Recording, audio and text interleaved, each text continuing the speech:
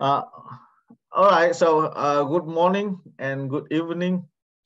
It's very nice, to see you here, especially Dr. Johan Lee from Troy University, and guys from Vietnam, from the US, and maybe from somewhere else, right? I don't know. I don't remember exactly. But it's very nice. And this is the first time we organize, such meeting like internationally, right? And today, we have several speakers. But our invite speaker is Dr. Johan Lee from Sorel College of Business, Troy University, and today he will share with you, about what you can do in business, majors. And I think that you would find a lot of information, a lot of useful information during his talk. So, yeah, so enjoy the talk, please, Dr. Johan Lee. Yeah. Thank you for your introduction. Hi, my name is Johan Lee. I'm originally from South Korea, and I have been staying in the United States for the past 10 years. So I got my master's degree in Texas A&M College Station, Texas, very near Houston. And I completed my PhD degree in UT Arlington, which is located right next to Dallas, Texas. And I joined the Sorel College of Business in Troy, Alabama 2 years ago. Today, I'm going to intentionally speak a little bit slow. So some of you are very good at English. Maybe you might be feeling a little bit bored, but some of you might be not that good at listening to English. So please understand, I'm going to intentionally speak slowly.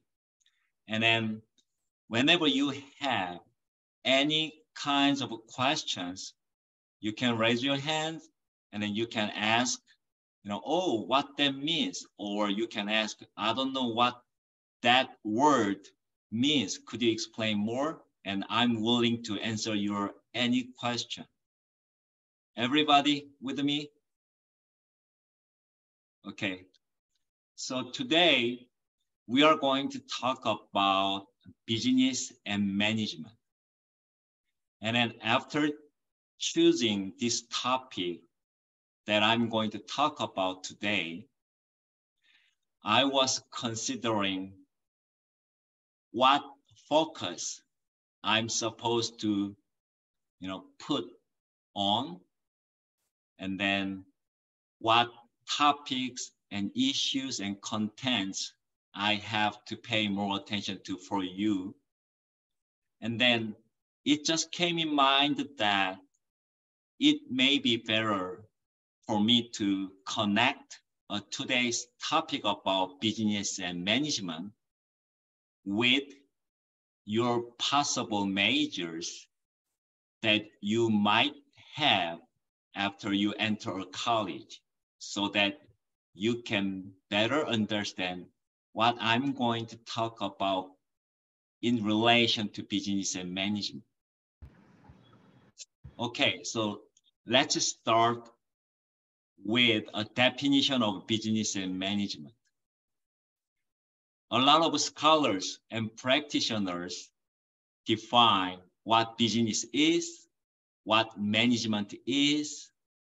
They have a lot of different definitions about business and management.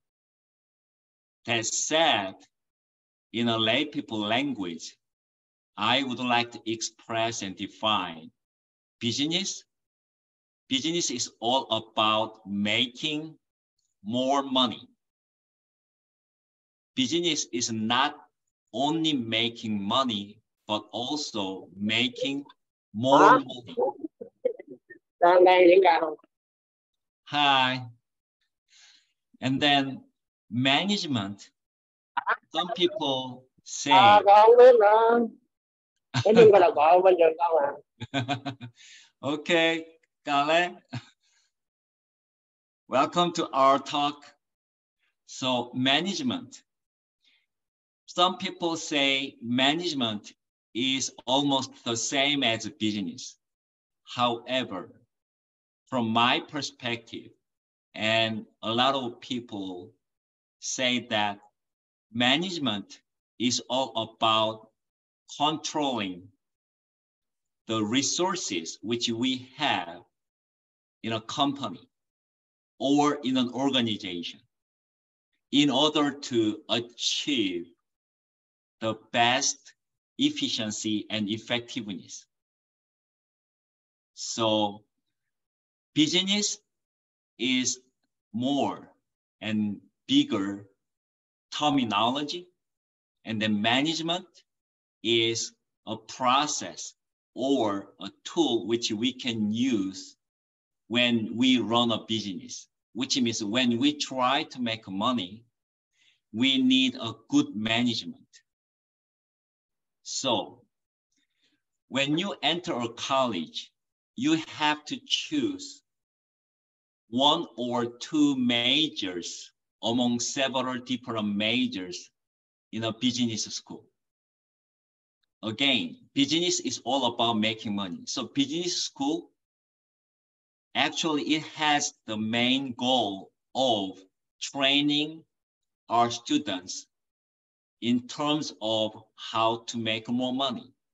In order to make more money, the business school train and teach how to control possible resources that you have in your pocket. So usually in a business school, there are 5 or 7 or 8 majors. The first major which you can meet in your business school is accounting. Have you ever heard about the major named accounting? Okay, let me list up those majors first, and then I can explain what each major is about. So the first one is accounting. The second one is finance. The third major is management. The fourth major is marketing. The fifth is operation management. The sixth major is management information system or information system. And the seventh major is what is most recently included in a business school. It is named entrepreneurship. So let's go back to the first major called accounting. Accounting has one of the longest historical business major. Maybe around 250 years ago, some of the countries in Europe were really rich and then had a lot of businesses.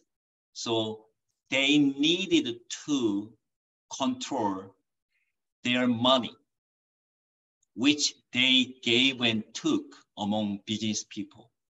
So they started recorded how and where they paid their money, and then how and where they received the money.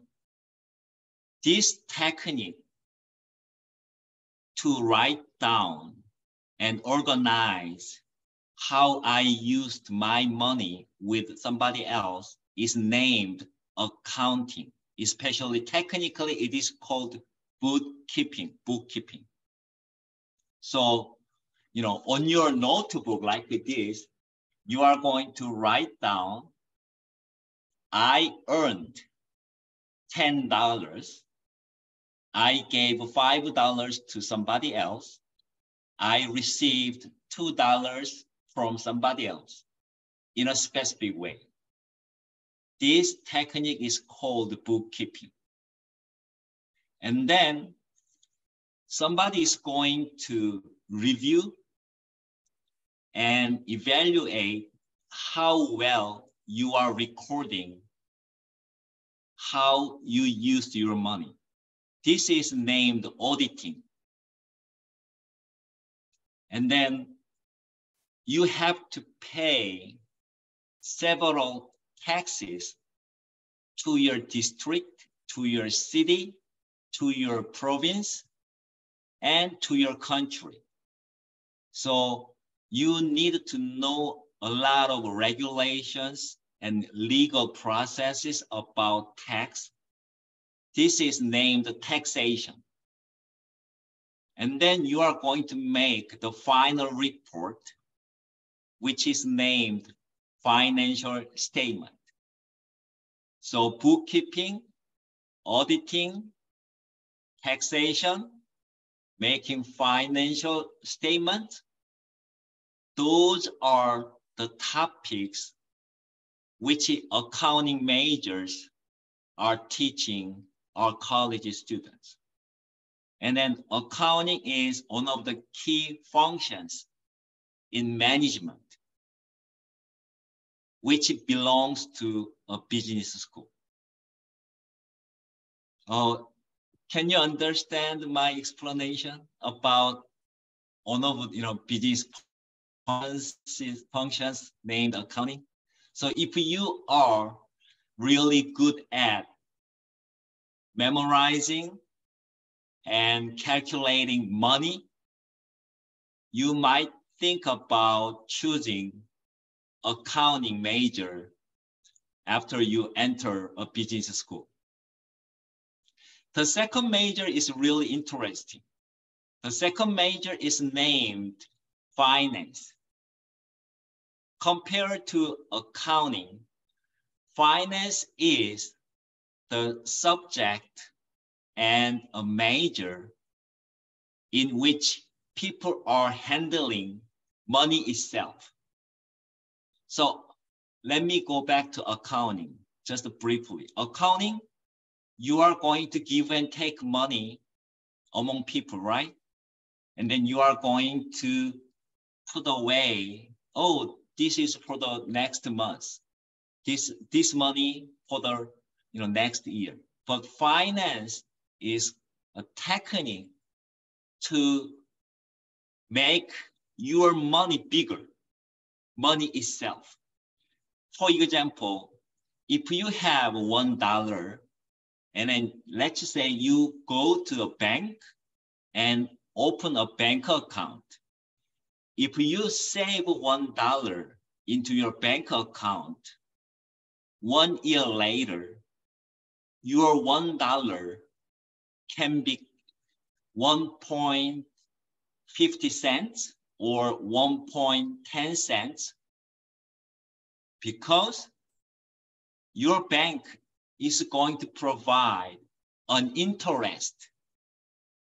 To my knowledge, in Vietnam, a bank interest is around 8 to 9%, which means if you put $100 into your bank account without doing anything, 1 year later, you are going to earn $108 or $109 depending on the size of interest.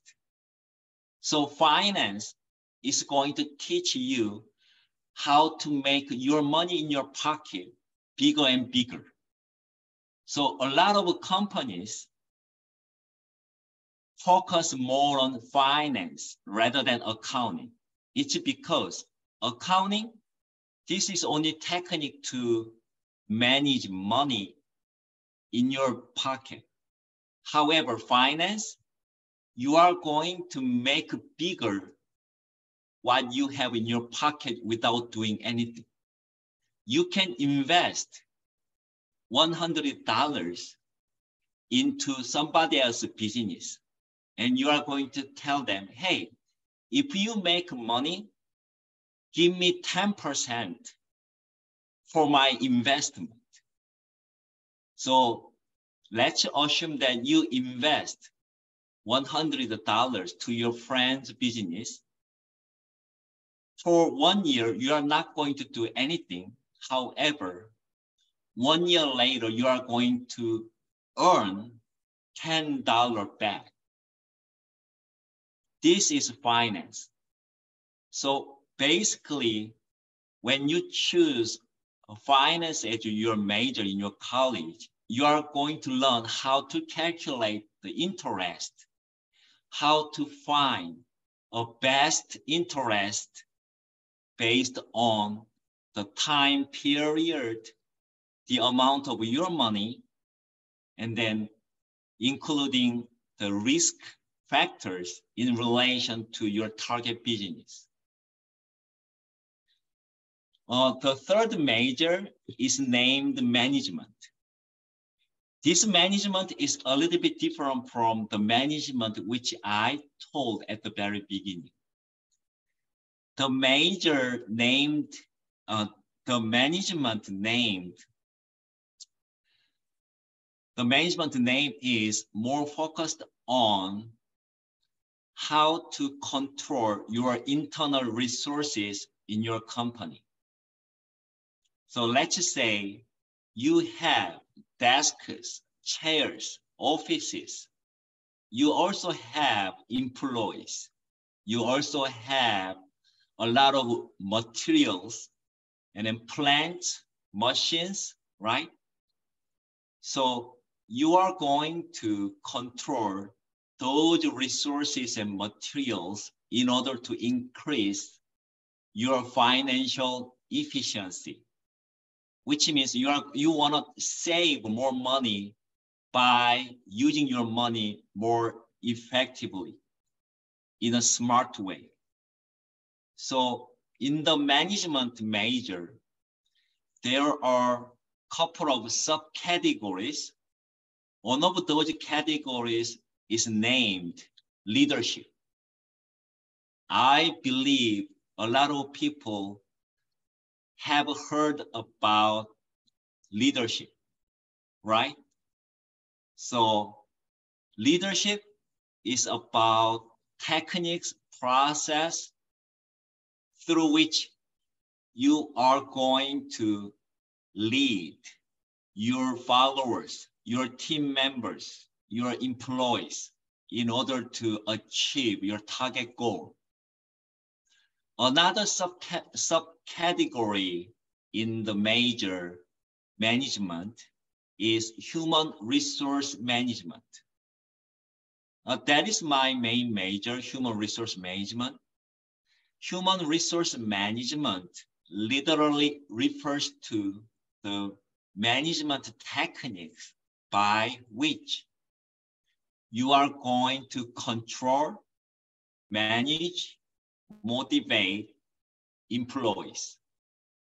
So employees is also named human resources.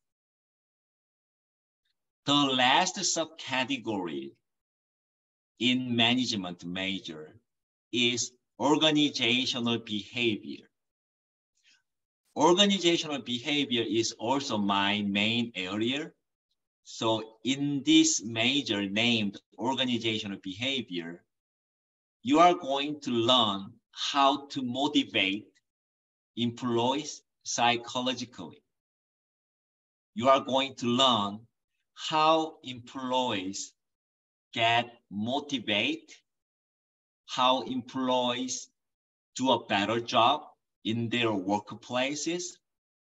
So organizational behavior is basically grounded on psychology. So again, so far we have talked about three majors: accounting, finance, and then management, or some people say general management. These three are commonly chosen majors in a business school. The fourth major, or the fourth key part in a business school, is marketing. After we make our products, or after we plan, after we set up some services toward our target customers, we have to sell those goods and services to our target customers. After selling our goods and services, we can make more money. So the major name, the marketing, is all about how to sell my goods, products, and services better and more. So in the major named marketing, you are going to learn how to advertise, how to promote your services and goods and products, as well as how to attract our customers. So a lot of business school students are interested in and major in marketing as well.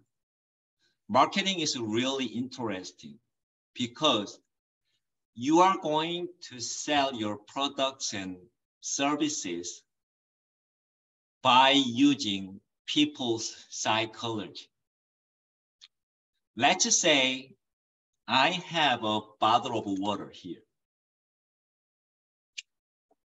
In order to sell this bottle, you have to express how this bottle is. So some people might say, oh, here is a bottle with water half full. Or some people might say, oh, here is a bottle of water with water full.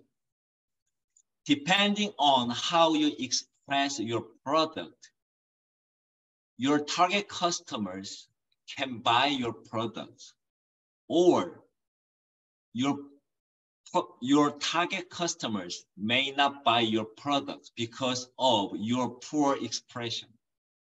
So in this case, expression communication is actually referring to advertising. Without increasing or decreasing the price of a product, you can sell more, you can sell less. So people usually use a technique named anchoring. I don't think you may hear about the technique named anchoring. Let me explain this marketing technique named anchoring. Let's say, oh, this bottle costs $10.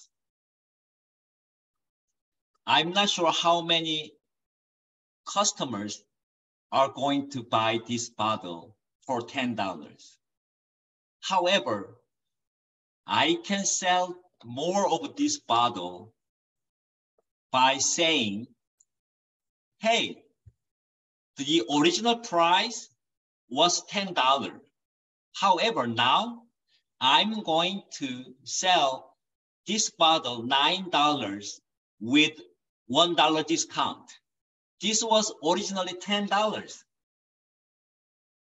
I would say more people will buy this bottle. When I say, compared to when I say this bottle cost $10, if I say, hey, it was $10, however, now I'm going to sell this water $9 with $1 discount. So $10 is anchored, the standard.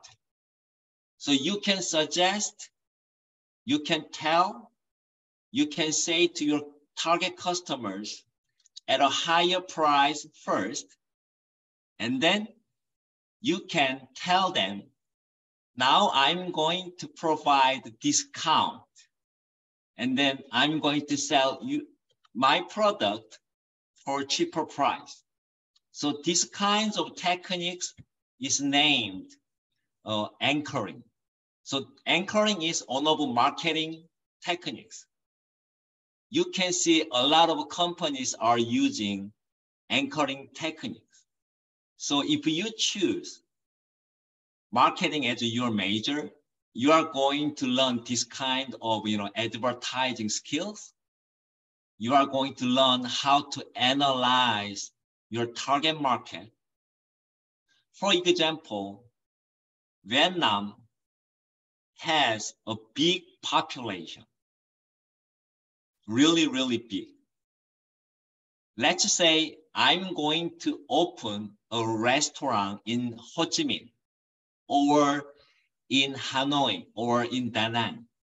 And then my restaurant is focused on dinner. Do you think I could make big money if I do a business with my focus on dinner in Saigon or Ho Chi Minh? I mean, in Saigon or Hanoi? I don't think I can make money. I'm going to get bankrupt. Why? In Vietnam, people usually have dinner with their family at home, right? So in order to run my restaurant better and make more money, I needed to analyze my target customers in terms of their personality, their personal characteristics, their cultural aspects, their annual salary, annual income, and then their lifestyle. So if you choose marketing as your major in your business school, you are going to learn how to analyze market, customers, countries, target areas. Okay, let's talk about the fifth major. The fifth major is operation management. I would say operation management is really important. With that said, less and less students are choosing this major because operation management, you have to deal with numbers, mathematics. So a lot of college students avoid mathematics in a business school. In a business school, there are many majors which are very closely tied with numbers and math. Some students think, oh, it's business school. Why am I supposed to learn mathematics? However, mathematics is really important, especially in the operation management major. So if you choose operation management as your major in a business school, you are going to learn how to optimize, how to find the best solution about how to run your business. For example, let's say I am running semiconductor company, or let's say Vin Group, let's say VinFast. VinFast is manufacturing automobiles. So I'm going to use conveyor belt system to assemble a lot of automobile parts to make a big car. In order to make the best car with less money, I needed to think about how to lay out my conveyor belt system. I cannot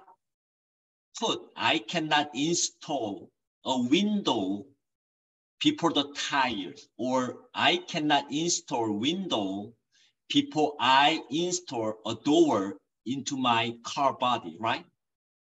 So you are going to think how to lay out, how to design your production line, production process, manufacturing process, by calculating money, time, and then, the employees movement, and then workspace.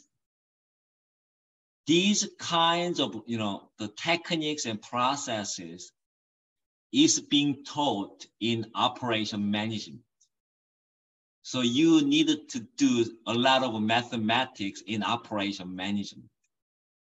However, especially in Vietnam at the moment, operation management is one of the most famous majors because a lot of manufacturing companies are jumping into Vietnam to set up a lot of plants to manufacturing their products and then their goods, because Vietnam has a biggest strength in relation to labor cost.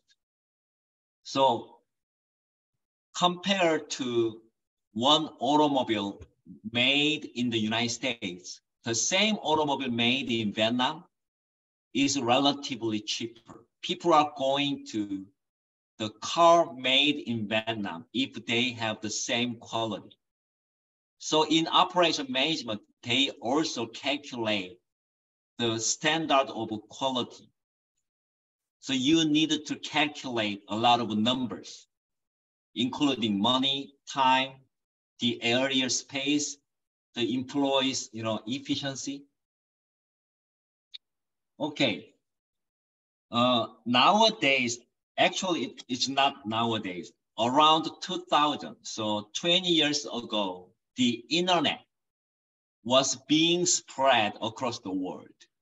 I know you were born after 2000, so you don't know. However, when I was in a college, there was no internet. But when I graduated from my college, the internet was spread globally.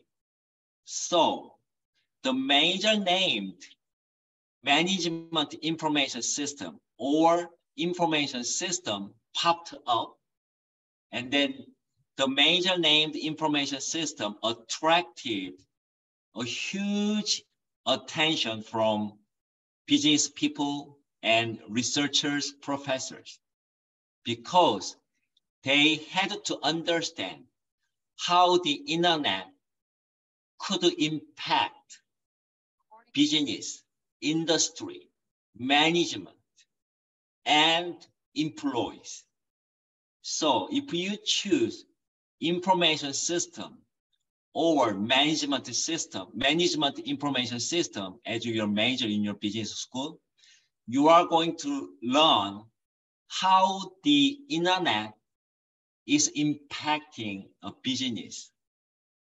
And you are going to learn how to design the information system in your company so that you can optimize, you can manage, you can control your resources by using information system as well as the internet system.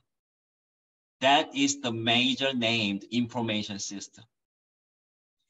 And then nowadays, business school start to think, oh my gosh, we are only teaching how to manage our resources, but business is originally about how to make more money. And then a lot of the business schools start to say, we need to teach our students directly about how to make more money, how to open a business, how to run a business. So the most recent major is named entrepreneurship or entrepreneurship. Entrepreneur is a business owner who is running his or her own business.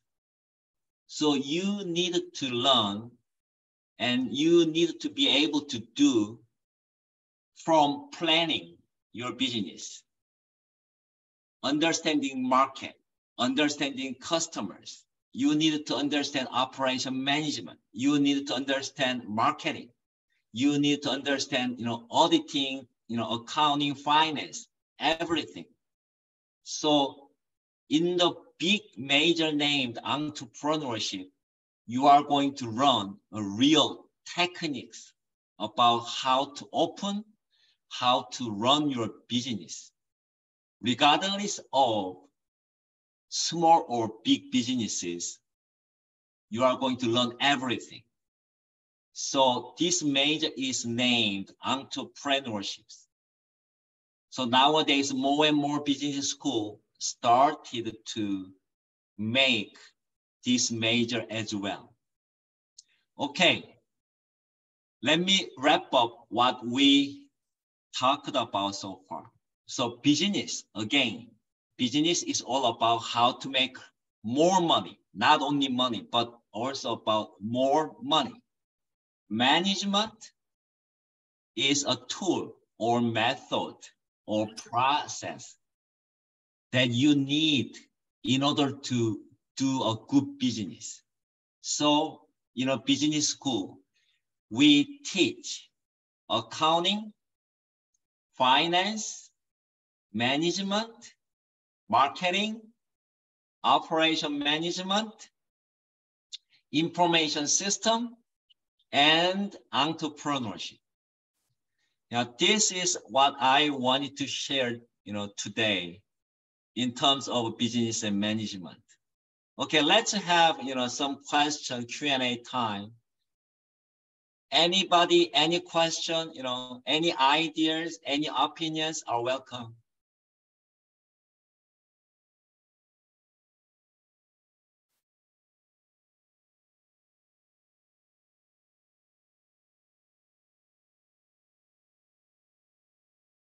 So, Kang Nguyen? Yeah, yes, I'm here. Okay, so let me ask, in which year are you in? I'm currently a junior. Okay, so yeah.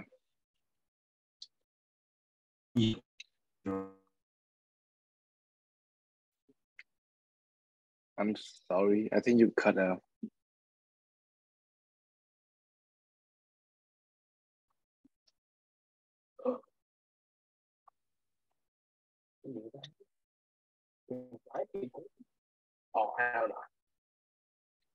So, are you interested in business school?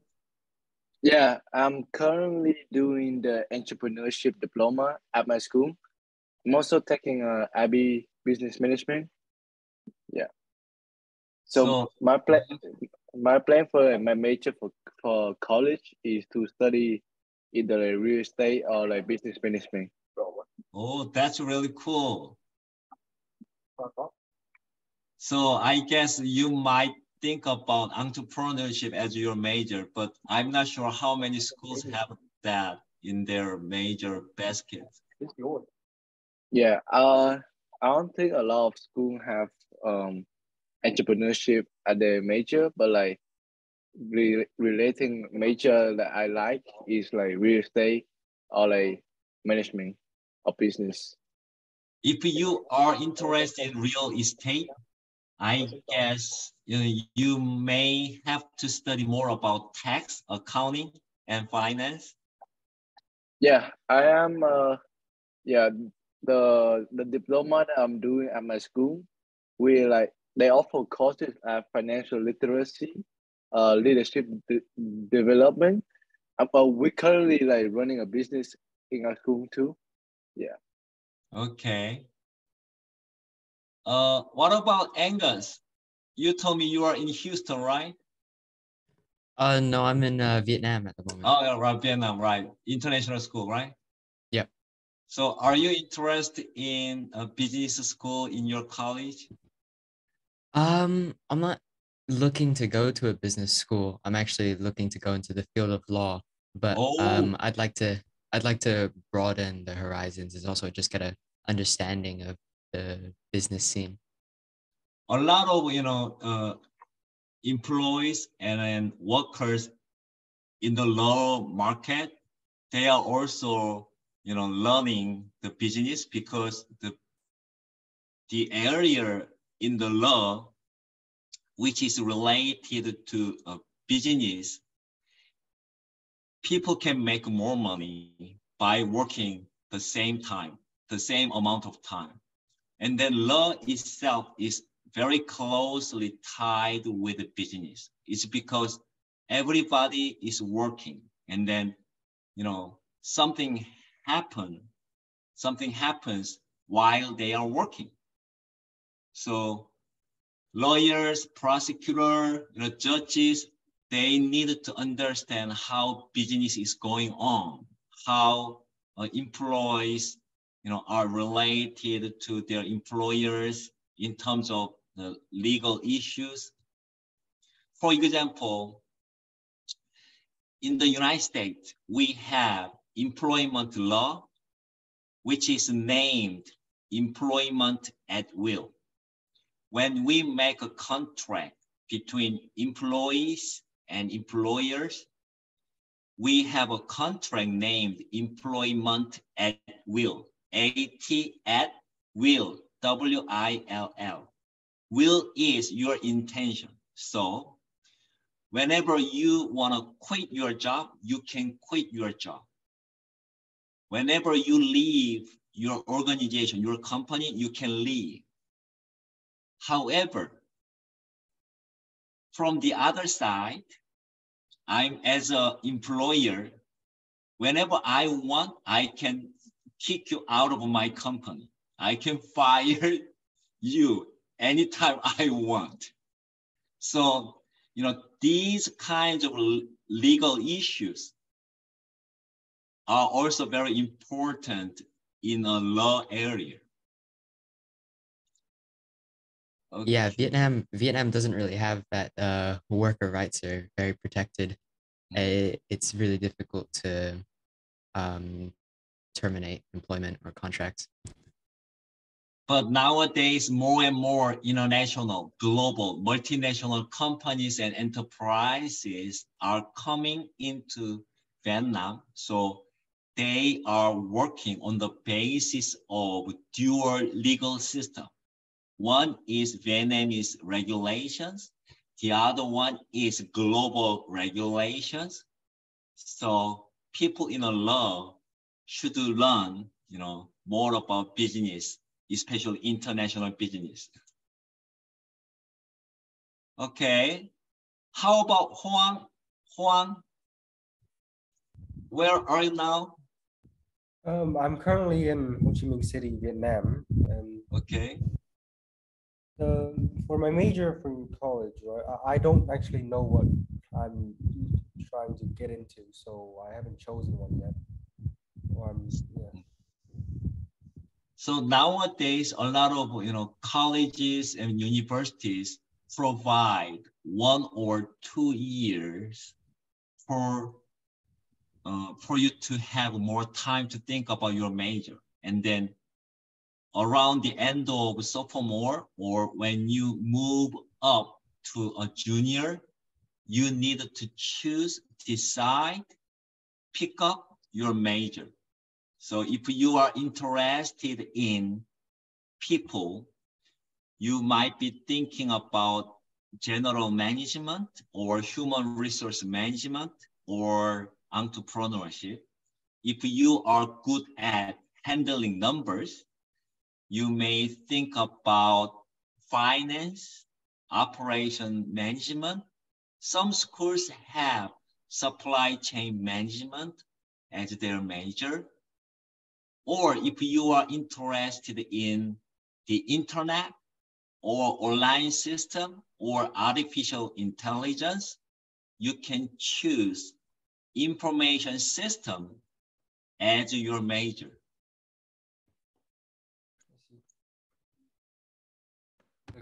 Thank you for. Okay. Who else? We have Dayel, Abhijal.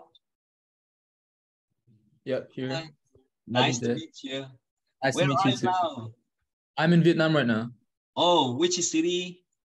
Ho Chi Minh, Saigon. Oh, Ho Chi Minh. Yeah. Cool. Yeah.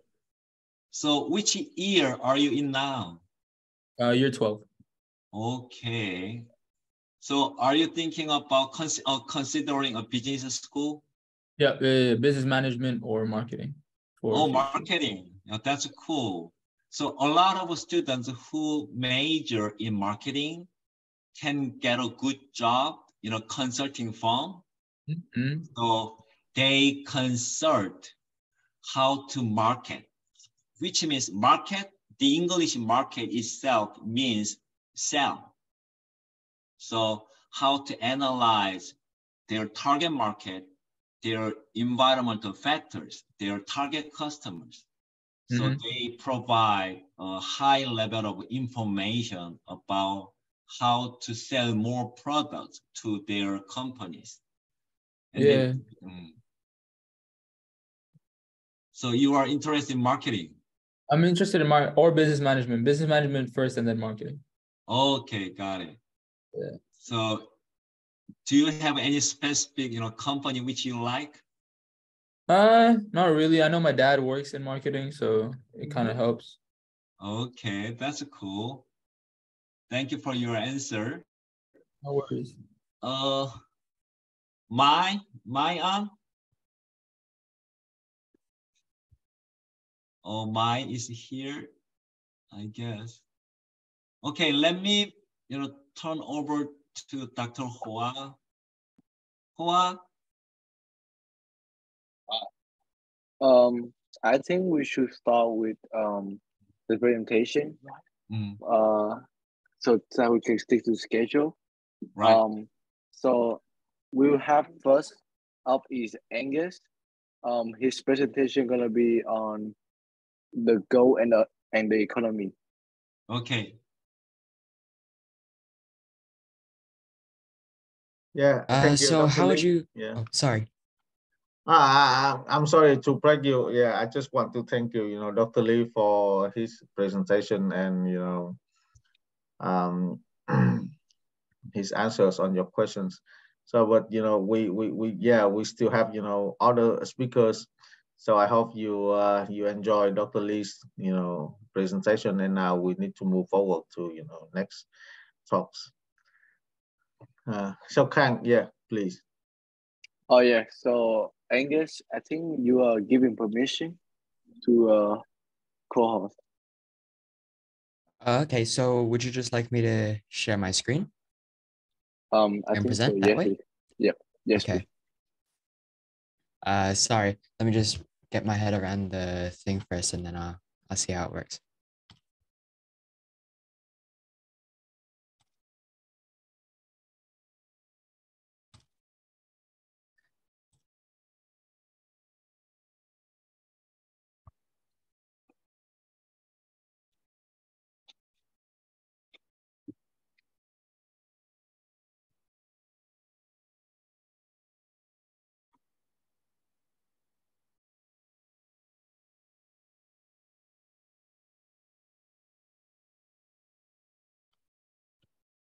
Sorry, just a bit of technical issues at the moment.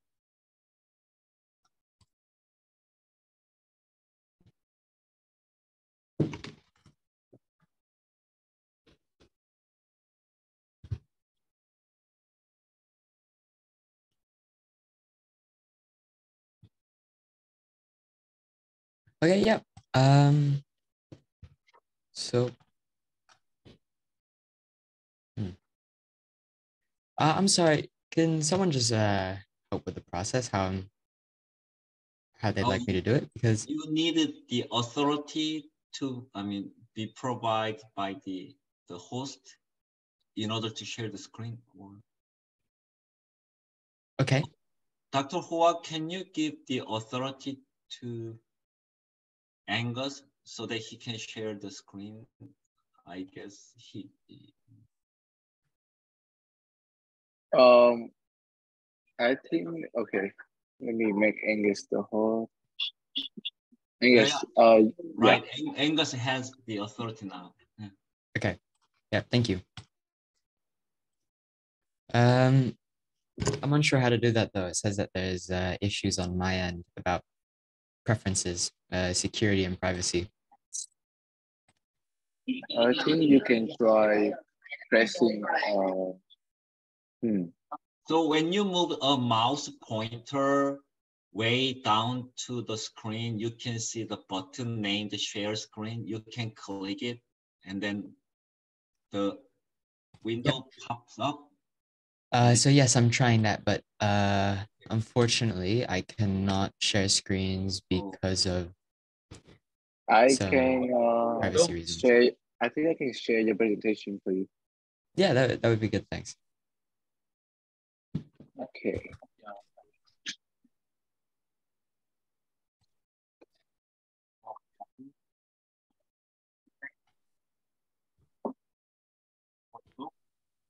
Give me 1 second. Okay. Share.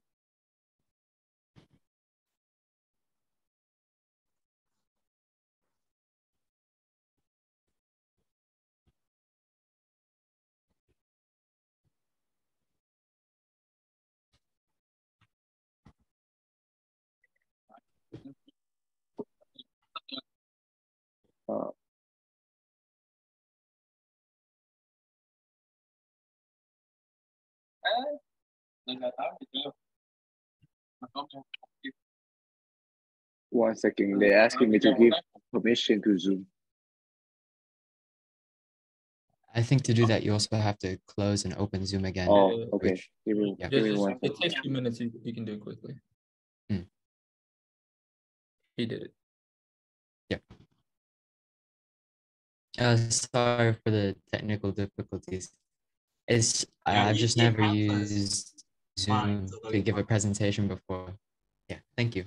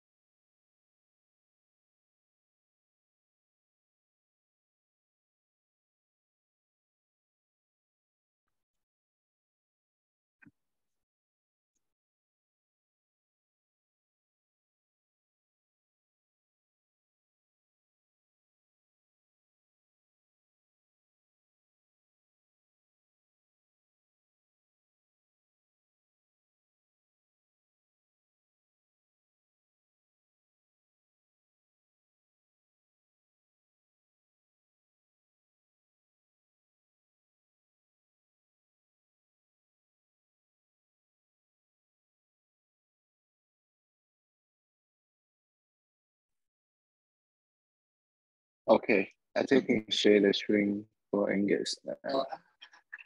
There we go.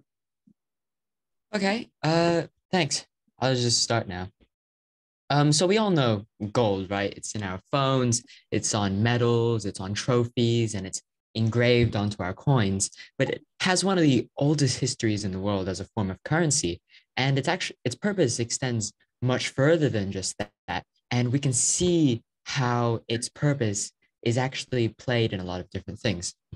So if you can move to the next slide, please. Yeah. So as I mentioned, gold is one of the oldest forms of currency, and the only things really older than it is actually things like trading livestock, like cows. And it originated back in around 550 BC from what's modern day Turkey by King Croesus of Lydia. And he created this coin called the krosed, which he used to replace the barter system in order to create like the first actual form of currency. And the real krosed, it was about 11 grams of pure gold, which is around $700 today. So if you could just imagine what it was like back then, carrying around coins that were worth $700. Imagine if you could go to the Apple store and buy something, buy like an iPhone using one singular note. Well, that's what it was like back then. Next slide. So despite most people not using gold today to buy from Starbucks their venti iced coffee with 12 pumps of vanilla and caramel, many currencies used a measure of currency called the gold standard. Now, this was a measure of how much currency could buy an amount of gold. And back in the 1900s, back in the early 1900s, 1 ounce of gold was worth 20.67 US dollars, while an ounce of gold was also worth 4.25 British pounds.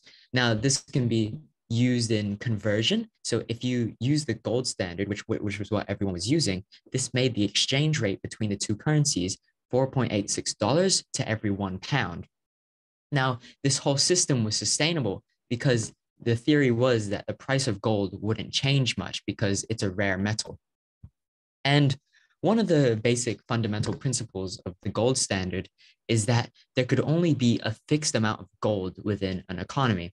So the British economy could only have a certain amount of gold, and the American economy could only have a certain amount of gold. So the value of the dollar or the value of the pound was tied up to how much money or how much gold that country had. Because if it ever produced more money than it had gold, then if people wanted to sell their gold back to the government couldn't buy it because they didn't have any money. And this is basically why the gold standard worked back then. Now, nowadays, nobody used this gold standard. The last one was America, who ditched it in 1971. And this was for multiple reasons. One was that it was very difficult to recover from economic recessions because you couldn't actually print more money. The amount of money there stays that way. So if the government wanted to boost the economy using fiscal policies or monetary policies, they couldn't do that because just no more money to spare. And in a very heavily globalizing economy back in the 1900s, the fact that there could only be a fixed amount of currency just didn't work. And with the rising inflation rates and the prices of currency changing, having it fixed to an amount of gold, it just didn't work back then. So that's why every country ditched it. Next slide, please. So in today's economy, many people still use gold, but they use it as a way to store money against really high inflation rates. So with the very recent global recession, a lot of people actually purchased gold, and this was to maybe keep their money safe. So as inflation rate was increasing, so $1 was worth less and less and less. It could be even like 80 cents now. The gold value still stayed the same. So that's why a lot of people still keep gold. And today, gold sits at around $2,000 per ounce. And if I could just take that back to the previous number that I said, which was around $20 an ounce, we can see that the price of gold is actually keeping the value of the money still alive over the course of many years. And we can see that today, it's not like a consumer product like it was back with the Crocid, where people were actually trading using gold, but it's more of a government tool. So in the global economy, it behaves quite uniquely because the price of gold has an inverse relationship with the USD in stocks. So if the USD goes up, that's really bad for people who own gold. And if the USD goes down, that's really good for people who own gold. But next slide.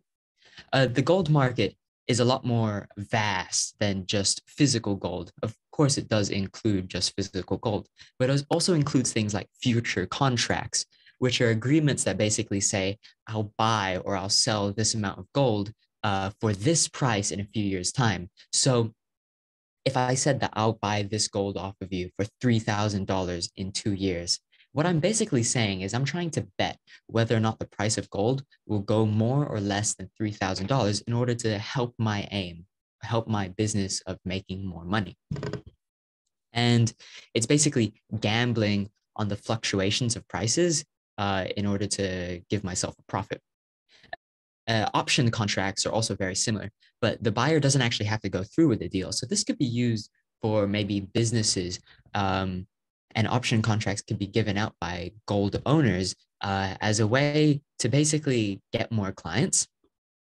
And they do a future contract, but the thing is that if the price of gold doesn't benefit the person who wants to buy it or sell it, then they don't actually have to go through with the deal, unlike a future contract where they do have to go through with it. Then there's also ETFs, or exchange trade funds. And this is basically stocks.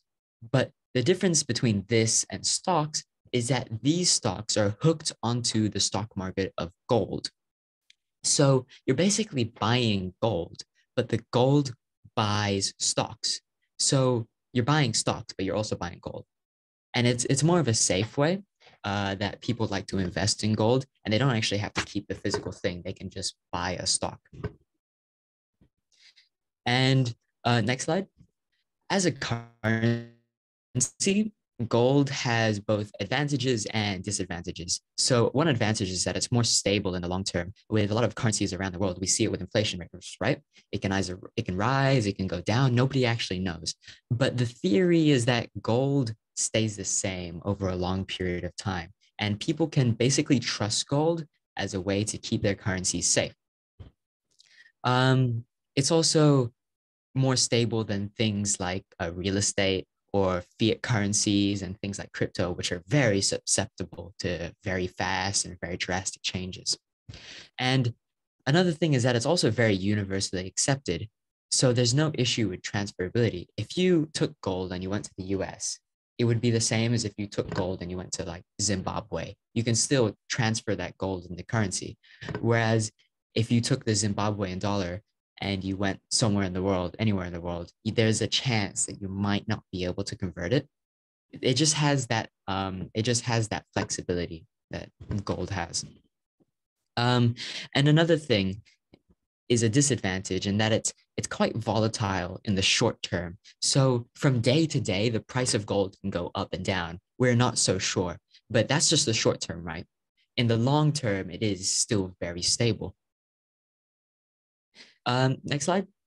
So I'll be talking about the Rothschild family in particular, and this is one of the richest families in the world, and they were one of the most powerful families in the world.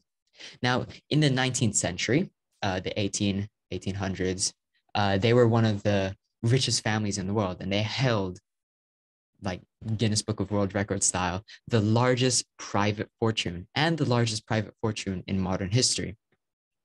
But they also had one of the largest private gold collections in the world, which they've used over the course of history in order to quite like influence and shape the global landscape. This is one of the most influential families in history, and barely anyone knows about them because they operate behind the curtains, and not many people actually know the influence that they've had over history.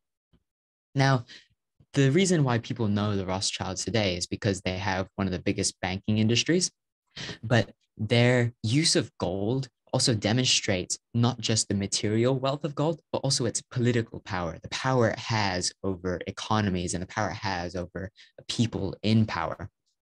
And to truly explain the extent of how much power they had, let's look at some of their most famous interventions in history.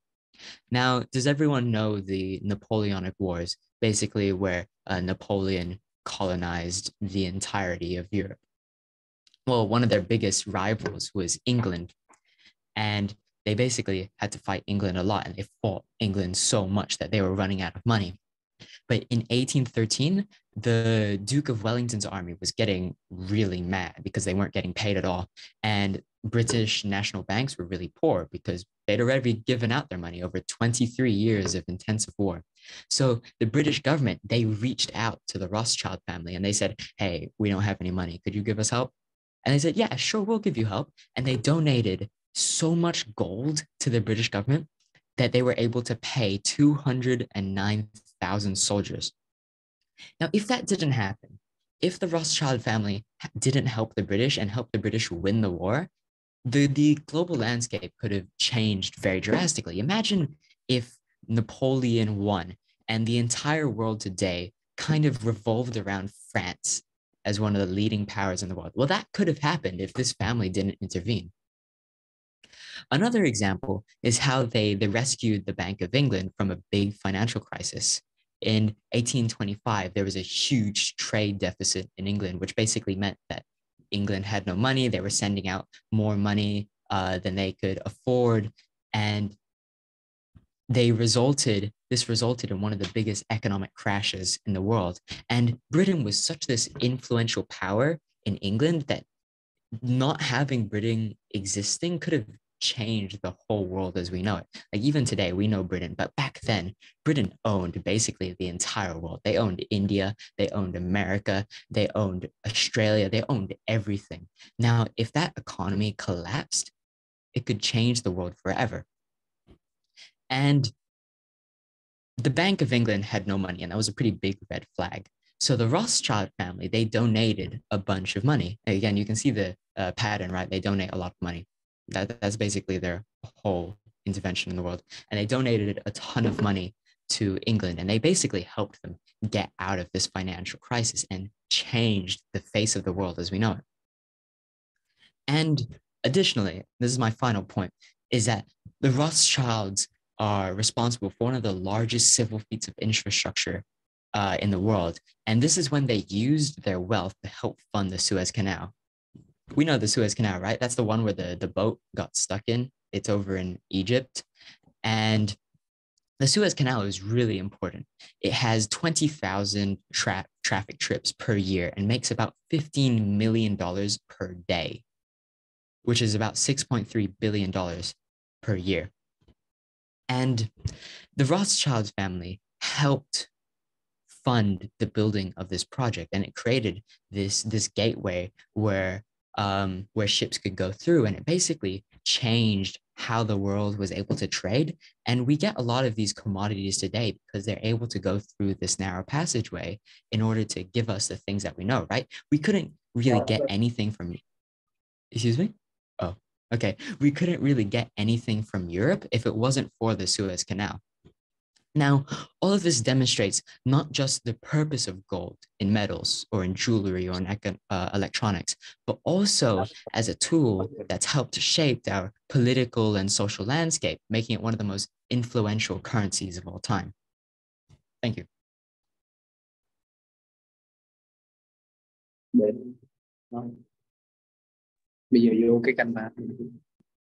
Okay. So that's for Angus' presentation. Does anyone have any question for him? Mr. or Dr. Lee can provide some feedback for Angus. To my knowledge, and then I believe you can easily imagine that why gold and stocks move, totally differently, because from the finance perspective, which means if you want to make more money by investing your limited amount of money, let's say you have $100. Now you can see the stock market moves up compared to the gold. You are going to put more money into stock market so that you can make more money rather than putting your money into the gold market. That's why once the stock market moves up, more people put more gold into the stock market rather than into the gold market. If gold market signals started to send the signal, it moves up, people move their money from the stock basket to gold basket. And then the line crosses. Yeah, that's why these two moves totally different. Yeah.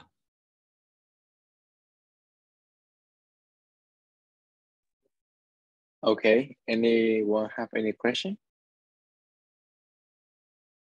If we do not have any question, then we will move on to the next presentation for Mr. Huang Sun. I'll share his presentation in a moment.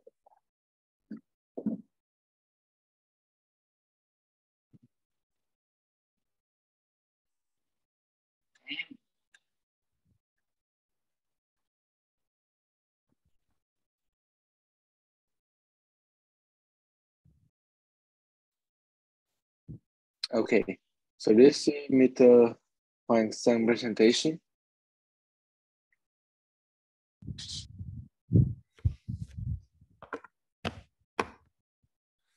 All right, so my name is Will Hang Sun, and today I will be presenting about stocks and businesses. Can you go to the next slide, okay? So first of all, what are stocks? Well, essentially, when you buy a stock, you are buying a small piece of that company that represents your ownership of it. So as seen in that graph there, where there's a whole bunch of pieces in a company, you would buy a few pieces depending on how much money you have, and that would give you the amount of power you have in that company, which relates to convert that earlier. And the value of stocks will go up or down based on the company's overall performance, which affects your profits.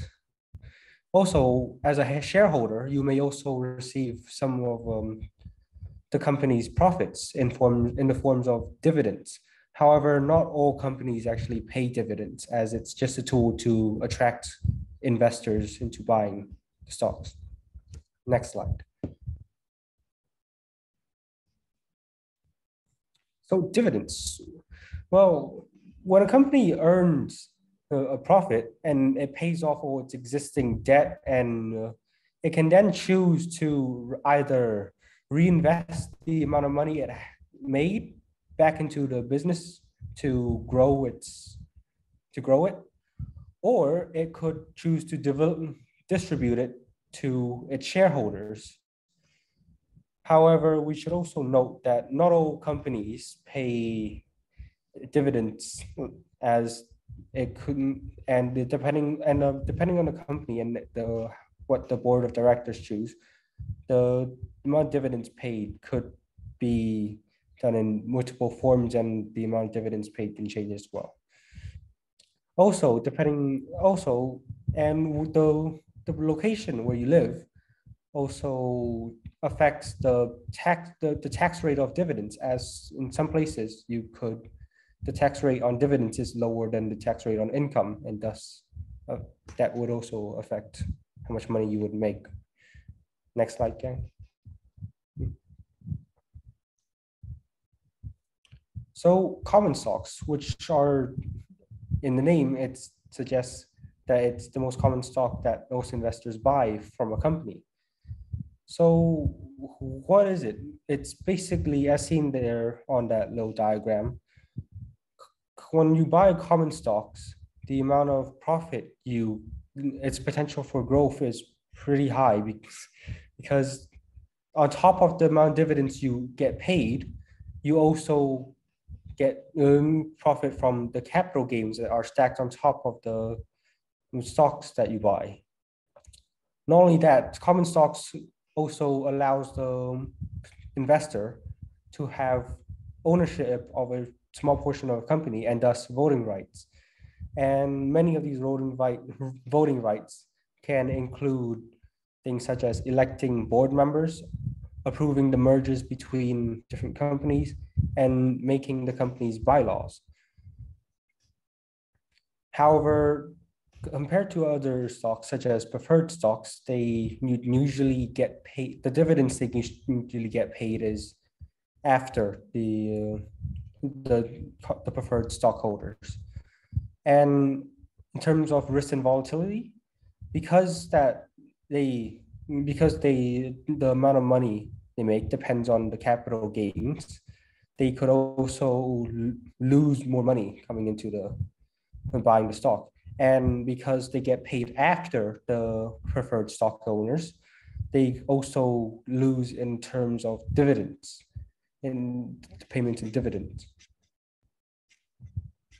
You can move on to the next slide, Ken. On to the history of stocks.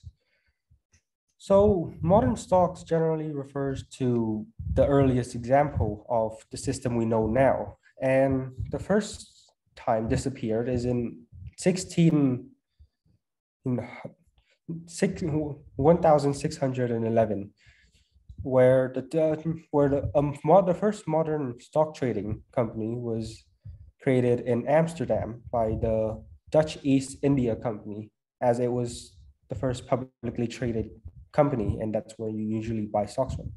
And for many years afterwards, it was the only company with activity in trading stocks. Next in 1790 is the Philadelphia Stock Exchange. As it was formed, it was a place where financial sectors could actually invest in stocks in the United States, and thus growing out the stock industry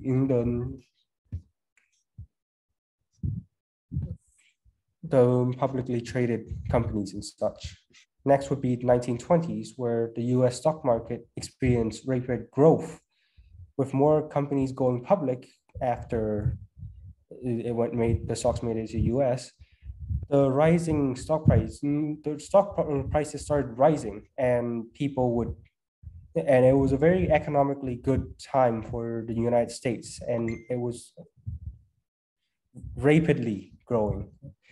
And it was, in that period of time, it was called the Roaring Twenties.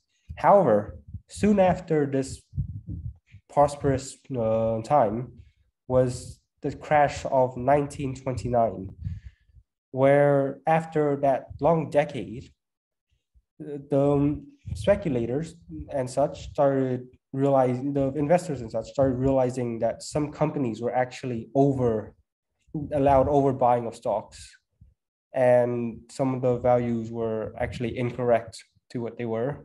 So people started pulling out all the money they had from stocks, and thus rapidly decreasing the price of stocks, crashing the stock market and inflation. And next, after a while, skipping forward to 2008, the financial crisis of then, it was triggered by the collapse of the housing market,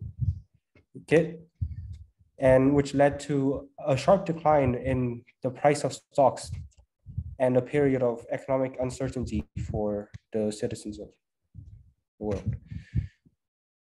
And in more recent times was the 2022 COVID pandemic, which, as we know now, after the world experienced it, where you had to go through lockdown, many people couldn't actually work, and many companies couldn't make profit because the products that they were making couldn't be produced, which led to a sharp economic downturn, as more people didn't spend as much and businesses didn't make that much money, meaning that governments have to step in, people were unemployed and such. So moving to the next slide. Now we look more in depth at the 1920 stock market crash, 1929 more stock market crash.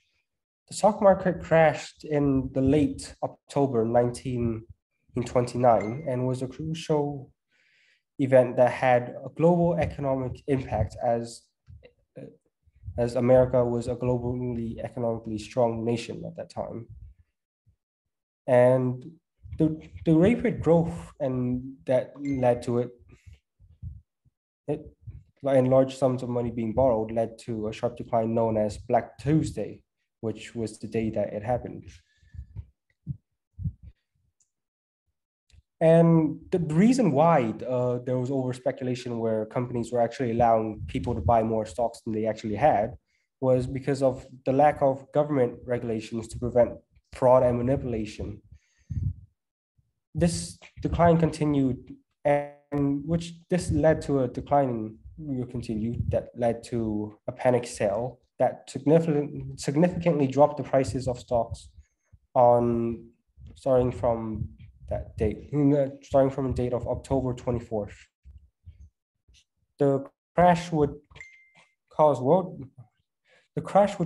widespread business failures, job losses, and reduced consumer spending, greatly contributing to the known Great Depression that followed, where many people lost their jobs and homes and became hobos, forced to travel around to find work.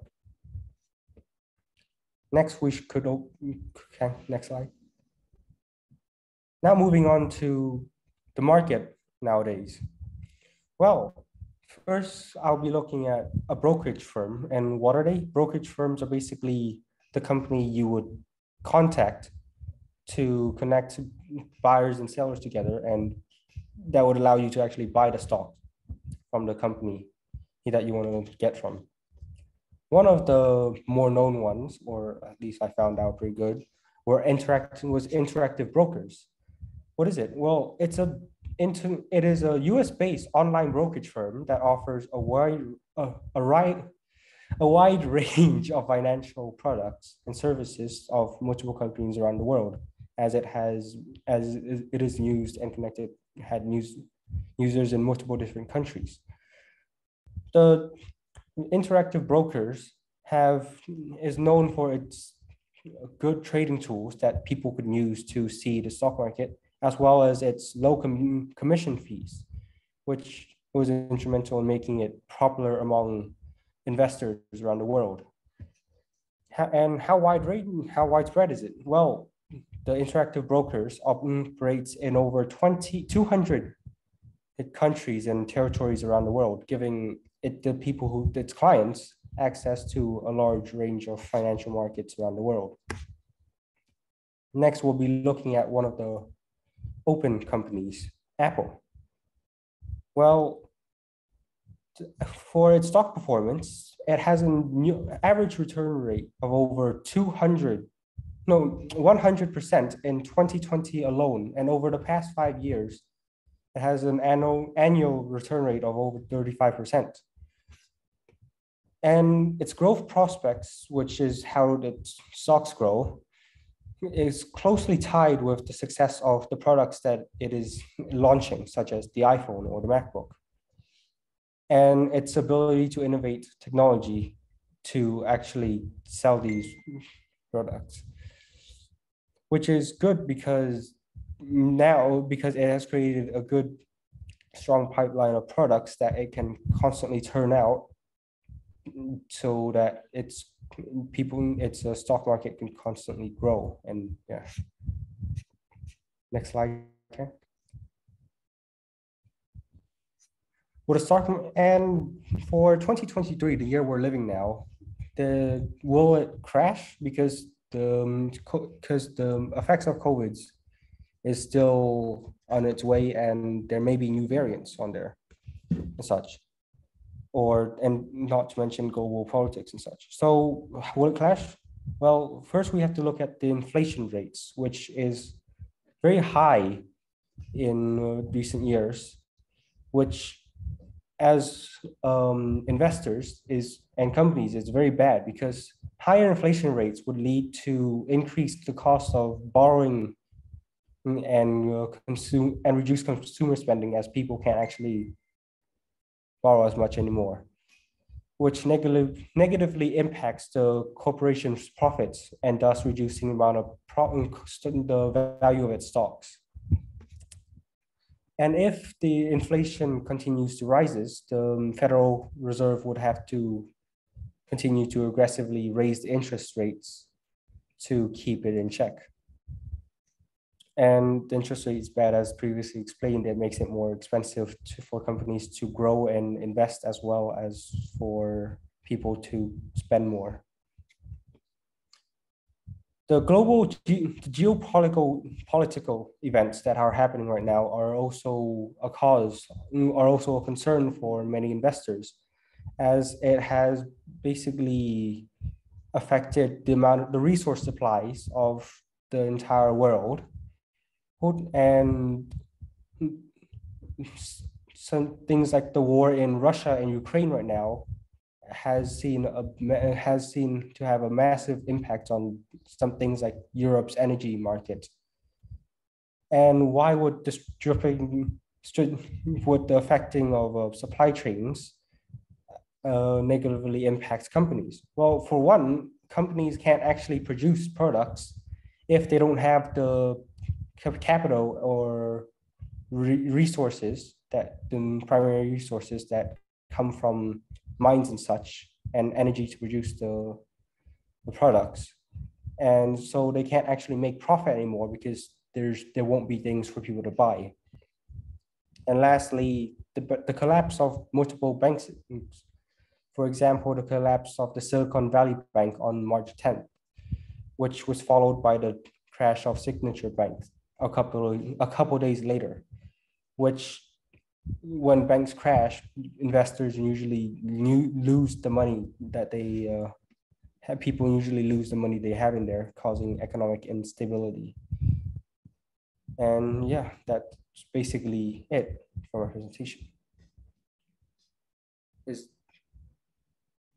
Are there any questions? Okay. And you can go. So are there any questions for Mr. Sun here? Yes, can I ask a question? Yep. What advice would you give for anyone who's trying to start trading stock? Well, with my research, I found that things such as what are they called? Indexes are a good choice and place to start, as they could allow it allows you to invest in multiple different companies. Indexes such as the S&P 500, which is a collection of 500 largest companies in the United States, include companies such as the previously mentioned Apple, Microsoft, and investing in such indexes could, it also has been shown to constantly produce over the past years, give a good annual return rate for its investors. I believe it was around 30% or so, but I don't have the notes there, so I can't tell you the exact rates. But things such as that are pretty good for beginners, I believe. I'll be next. Okay. Does anyone else have questions?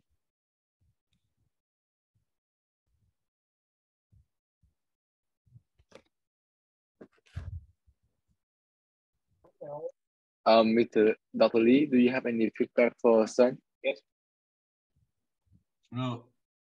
Whenever I think about stock, I mean, the stock itself is really interesting because as you can see, just before we heard about the stock market, which means stock is considered as one of the products which we purchase and sell. Most of products are what we buy, but stocks we can buy and sell them, right? Even though we didn't make it. So, and then another interesting point about stocks is, from my perspective, stock is the product which we purchase with our expectation for the future value, not a present value. We are not going to use it, but we still buy it based on our future expectation that we want to make more money. So there are a lot of psychological factors which influence the price of a stock. For example, rather than or regardless of how a target company good is, how target company is good, we sometimes sell those companies' stocks because we believe or we feel psychologically the company might become worth. So it's really interesting a product. And the stock is like, unexpected. And then stock is really difficult to project. But it's a really good experience that you can have when you buy and sell some stocks in terms of understanding the economic situation and then system. Thank you.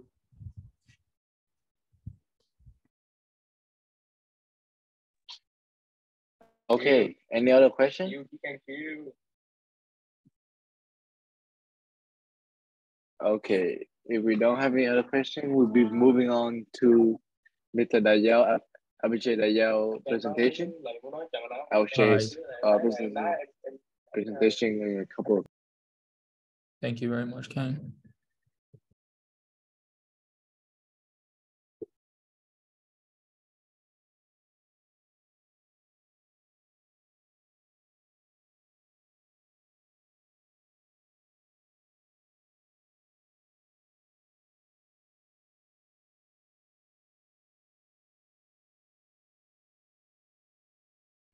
Okay. Okay, today I will be talking about the global the global currency, or the future of global currency, cryptocurrency. Okay, next slide.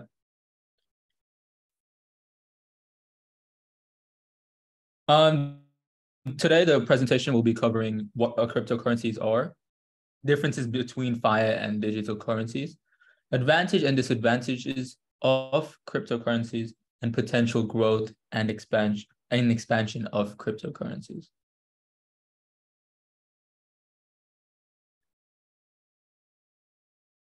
What are cryptocurrencies? Cryptocurrencies is a digital or virtual currency which is secured by cryptography. It is which makes it impossible to counterfeit or duplicate the asset. Cryptocurrency is, I'm sorry, my presentation keeps messing up. Cryptocurrency is an asset which is secured by the blockchain. There are many different types of cryptocurrencies. There's Web3, there's Web2. There's stable coins like Tether, which is supposed to be stable. There's Bitcoin, which everyone knows. There's Ethereum, which everyone knows. Okay, next slide.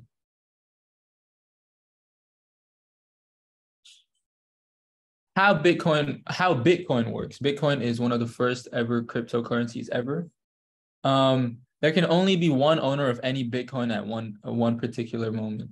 There's only a limited amount of Bitcoins in this world. So after that, there can't be any more. Bitcoin has each Bitcoin has a unique address. And the address only changes when you are when you're like exchanging the Bitcoin, when you're either buying something or exchanging the Bitcoin for some other cryptocurrency. Miners are responsible for handling blockchains. They make sure all the transactions are recorded, and they try to generate new addresses for Bitcoin when a transaction is completed. The best thing about Bitcoin is, even though it is publicly distributed, people can see all the transactions. So even though it is extremely safe, everyone can see all the transactions, where the money goes in and out. There are other cryptocurrencies which is more safer. However, Bitcoin addresses are all public. Okay, next slide. The list of crypto exchanges: Binance, KuCoin, Coinbase, Crypto.com, eToro, and Kraken. If you are under 18 and you don't want to have to go through a lot of logistical issues, KuCoin is something I would recommend. However, Binance and Coinbase and Crypto.com too, they are all better in their own sense of the market. Binance and I know Binance and Coinbase have a premium or a version of it. I think Coinbase has a free version where you can make trades in faster time, I think. Okay, next slide. Differences between fiat currency and cryptocurrency. Fiat currency is the banknotes, all the currencies that we use in this day. Like fiat is even credit cards, debit cards, cash, all of that. Cryptocurrency is decentralized, so it doesn't have one government that is looking at it, that can't control it. It's more up to the people, whereas fiat is more centralized. Cryptocurrency, in cryptocurrency, they use a blockchain and cryptography for security, as opposed to fiat, which uses like physical security, like how banks have vaults and safes. That's how they secure currency in fiat. The thing with cryptocurrency is you can access it globally as long as you have an internet connection, which means that no matter where you are, you can technically use cryptocurrency as long as you have access to the internet. And generally, cryptocurrency does have faster speeds, especially if you want to like throughout the country. My presentation is like 1/10 open. It's not. I don't know why it's kind of messing up. I'm not sure if anybody else had the issue. Can you guys see the slideshow? Yeah, I'm also having that issue. Oh, it's been okay. The thing with cryptocurrencies, it's not controlled by any government. It's more privacy focused, which tries to enhance anonymity Whereas fiat, especially if you're doing digital bank transfers, the bank knows everything, the government knows everything about your transactions.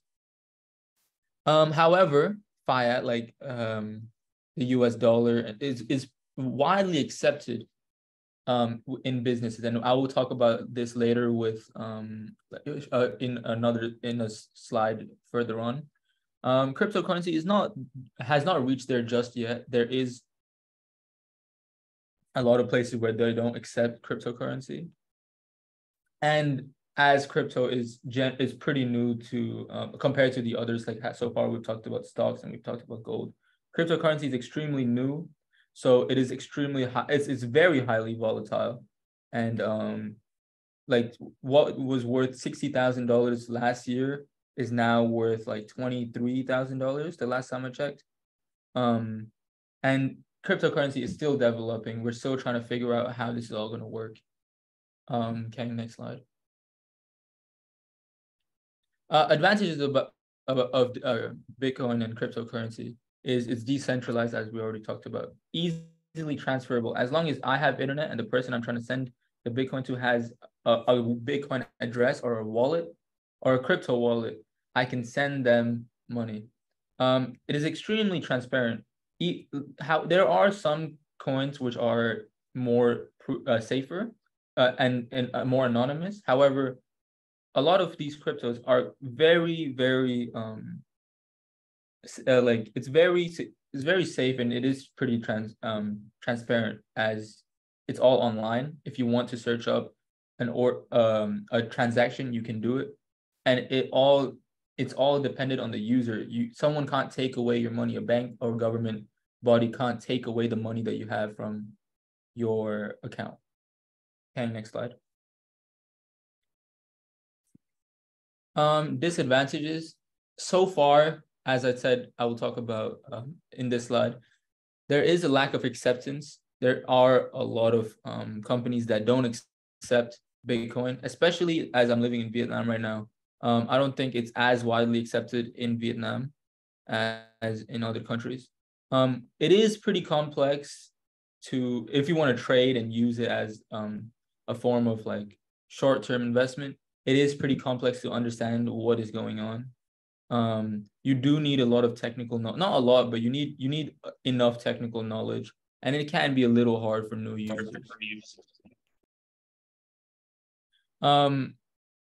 It is pretty volatile, as I talked about, how you could lose all your money in an instant, as it's decentralized and it is by the people. People can be very susceptible to scams. For example, I can talk about the Luna crash, where something was worth $100 one week, the next week it's worth not even a couple of cents, and it made a lot of people lose millions and millions of dollars. Next slide. So far, the potential growth and expansion of cryptocurrency. Right now, the current moment, the market cap is $1.23 trillion. However, at its height, it was worth more than $2 trillion. Adoption and integration. So far, even though I said it's not as widely accepted, there are a lot of companies that are growing a fan of it. PayPal accepts cryptocurrency of some form. Microsoft accepts cryptocurrency of some form. Twitch, American Red Cross, Ralph Lauren, Shopify Gifts, Cheap Air, NordVPN, and Cash App. There are a lot of other places where you use cryptocurrencies. A lot of people nowadays have started to use cryptocurrencies. It is slowly becoming more widely accepted. However, it is at a very young age, and it will take more time. So right now, it's still at the lowest. In the future, we think that there's going to be a much higher, the market cap is going to increase by a lot, and the most we can do is just wait and see what's going to happen. Okay, next slide. And that is it for my presentation. Thank you very much. Close. Does anyone have any questions? Yeah, where do you think the market for cryptocurrencies is going to go? Do you think it's something that's going to phase out in the future, or is it going to be something that becomes permanent and more popular than currencies? I think right now, if you look at it short term next year,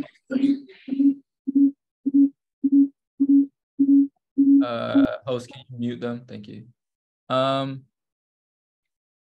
I think right now in the short term, it is very volatile, as I said before, but I think in the future, there's going to be a lot of growth because the technology itself makes sense. I don't think many people want the government to be owning your money. I think people would rather have independence and have their own like use of money wherever they feel fit. I think in the future it's going to be a very, very big market. However, right now I'm not so sure in the short term. Any other questions?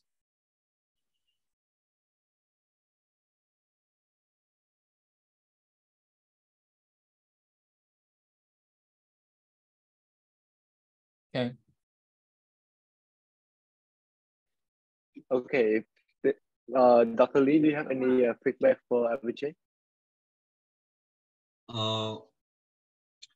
As far as the Bitcoin and cyber money are concerned, I believe people need to think about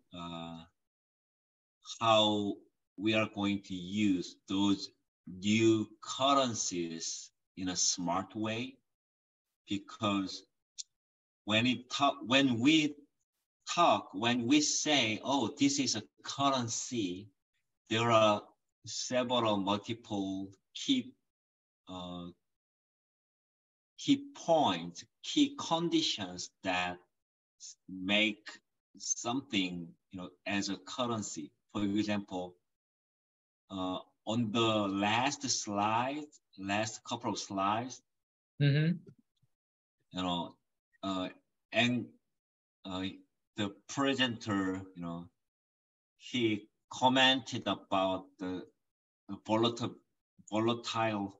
currency characteristic, and then the lack of generalizability. So even though a lot of people call cryptocurrency as a currency, I do not consider those things as a currency, because currency needs a special market where more people trade products and services by using a specific currency. For example, Vietnamese dong, US dollar, euro.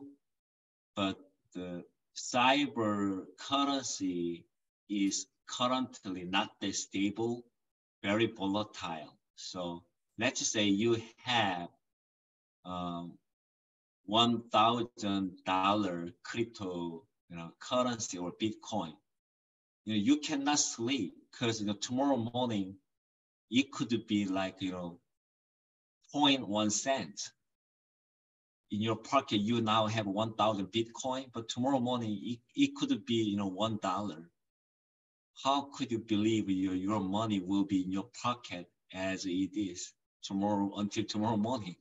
So there are many issues and problems which people and systems should solve in order to use cyber money as our general currency. That's my concern. I'm not sure about the future, trend or future, or what is going to happen in terms of, cyber money. Just to really quickly answer to that, I think that the idea that Bitcoin is tomorrow going to turn into 1 cent is extremely highly unlikely. The fact that many millions of people own Bitcoin, it's the same thing with any other currency. At the end of the day, it's still based on the people. If it's as much as the next person will want to buy.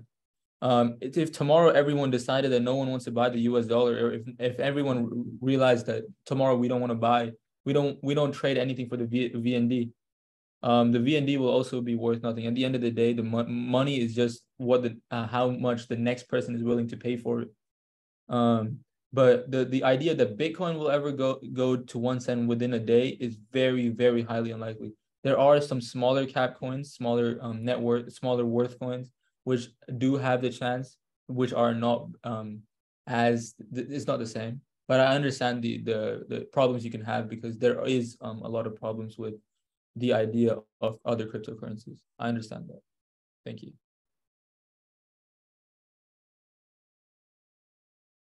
Okay. Yep. So we are. So the next presentation is by Trịnh Gia Thanh và Trần Duy Phú Thành with the title Speculation.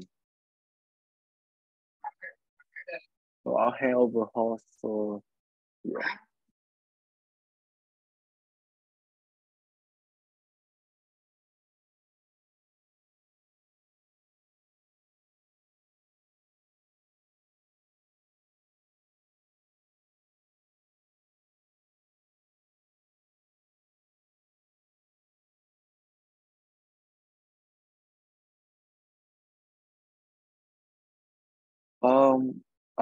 Are they here?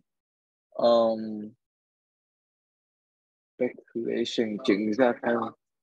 So by the look of it, they are in here. So we'll be moving on to the next one.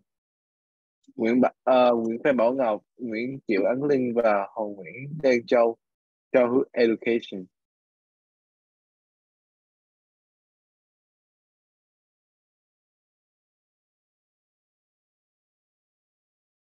You guys can share your screen or stop presenting. We are sharing the screen. Okay.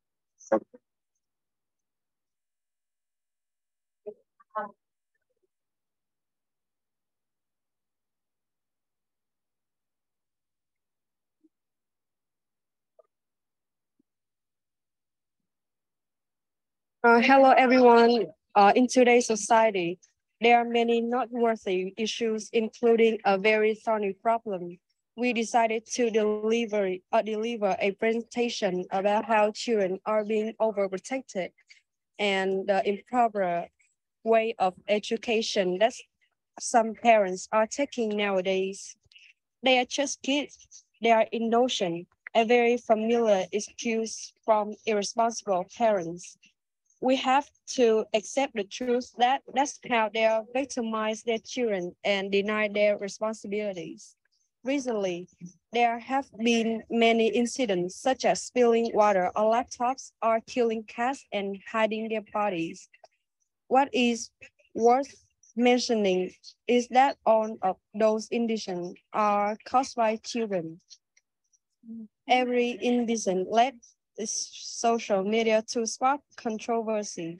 The reason why those reprehensible and condemnable incidents are becoming more and more common is whenever a child does something wrong.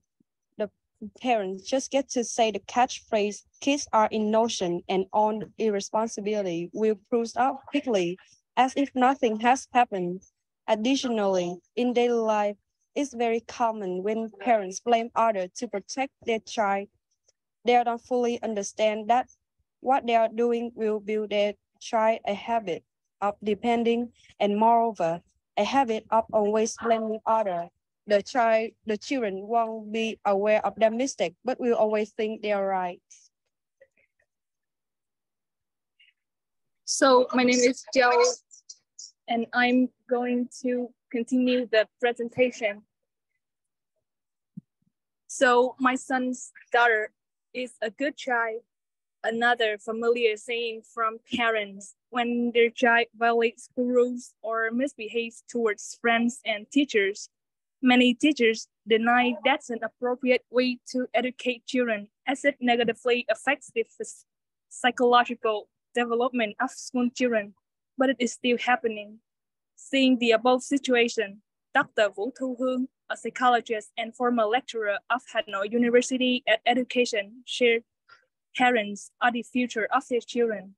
the kids are innocent isn't an excuse for their children's mistakes, but for themselves for not fulfilling the responsibility to educate their children. Saying the kids are innocent means they agree that all the kids have done is just unfortunate, and therefore all those who are bothered by the children are obliged to accept their situation and or to sympathize with the parents. By saying that, they are victimizing themselves as well as blaming other people. When children make mistakes, parents can indulge and condemn their actions, but society will not. It's not that children who make mistakes will always be forgiven. Take a recent circumstance, for example. A child toddler beat a cat and then hit its body. When the owner discovered it, the parents only apologized for the incident and defend their child. Perhaps they didn't notice that dangerous criminals used to torture animals to boredom. Parents should take this incident seriously to avoid directing children into bad paths. For children to learn the lessons after making mistakes, parents must first teach them the principle of allowed, forbidden, and compelled. What is allowed, what is forbidden, and what is compelled. Children need to be taught these principles early in order to respect others and to keep themselves safe.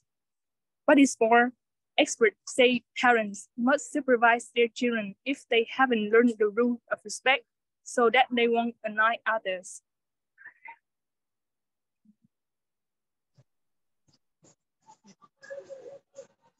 Children should be educated from a young age. It will be too late if parents wait for their kids to grow up. There are many ways to express your love to your children, and the best way is probably not to indulge them. There is a story about Miss D, who moved from Vietnam to New Zealand to live. She said the teacher said that her child often hit his friend and then sat in front of the classroom door refusing to enter the classroom.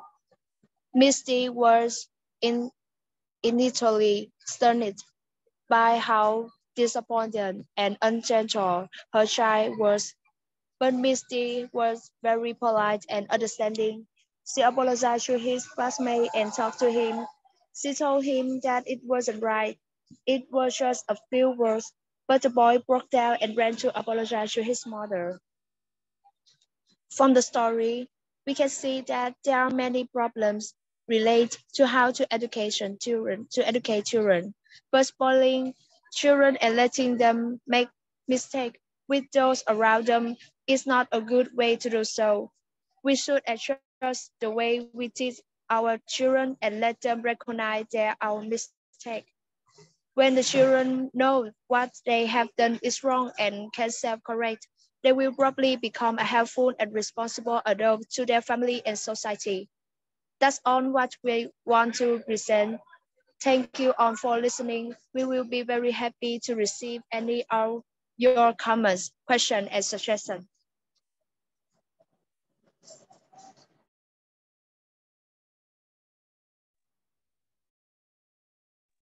Okay, guys, any questions?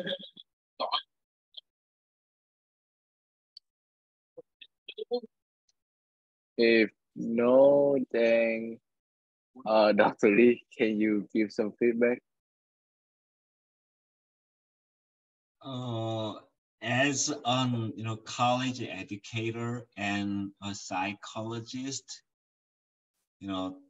education, especially educating our children, is a really important topic, and that's what we have to pay more attention to. Everybody should pay more attention to how to educate our children. But from my perspective, and as a psychologist, I would say children basically mimic, copy, and then engage in a lot of behaviors which they learn from their adults surrounding themselves. So which means before educating our children, we should educate ourselves first, so that we are not going to do something wrong before our children, because they are going to unconsciously learn and mimic and then repeat what we have done people then.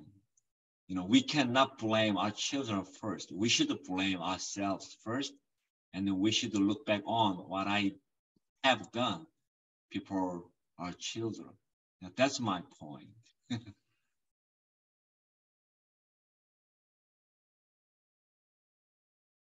Okay, thank you for your feedback. So the next person of Ileka with the future of AI presentation. Yeah, hello, Mr. Lee, and I have to apologize you because I have no PowerPoint to help you imagine my presentation. And at the beginning of the meeting, I thought that this will be some TED Talks or some talking about the topics that we prepare, but I can see that your presentation about business, and I'm really impressed. So today I want to talk about AI, and although that my presentation is about the future of AI, I really impressive with your presentation. So I want to talk about the application, the application of AI in the business world. So we can see that nowadays AI is really common. Like when you open your phone, your iPhone, you can say, "Hey Siri," and an AI will show up and talk to you. But what would be it would be really interesting if the startups or the business men, you know, they apply AI in their work. Imagine if you walk into a Starbucks or into a shop or something, and you don't know what to buy, and then there's an AI on the screen that will suggest you what is the best seller, the best product they are selling. That is a way of marketing that really helped businessmen and businessmen. The next thing I want to talk about is AI could help you in management major. At the beginning of the meeting, I heard you talk to us about the major of the college, and I see that every boss in every business have to deal with many problems, and they need the secretary to help them with the paperwork. But what would happen? But sometimes we cannot trust the others, or maybe they can embezzle your money. But if we use an AI, we use a loyalty machine to help us with the numbers and the papers, I think the work could be easier, and you can have more time to think of your plans and such as and so on.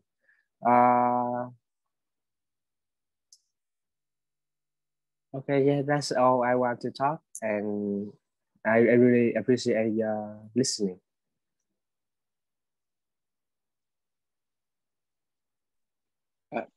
Thank you. Does anyone have any question for him?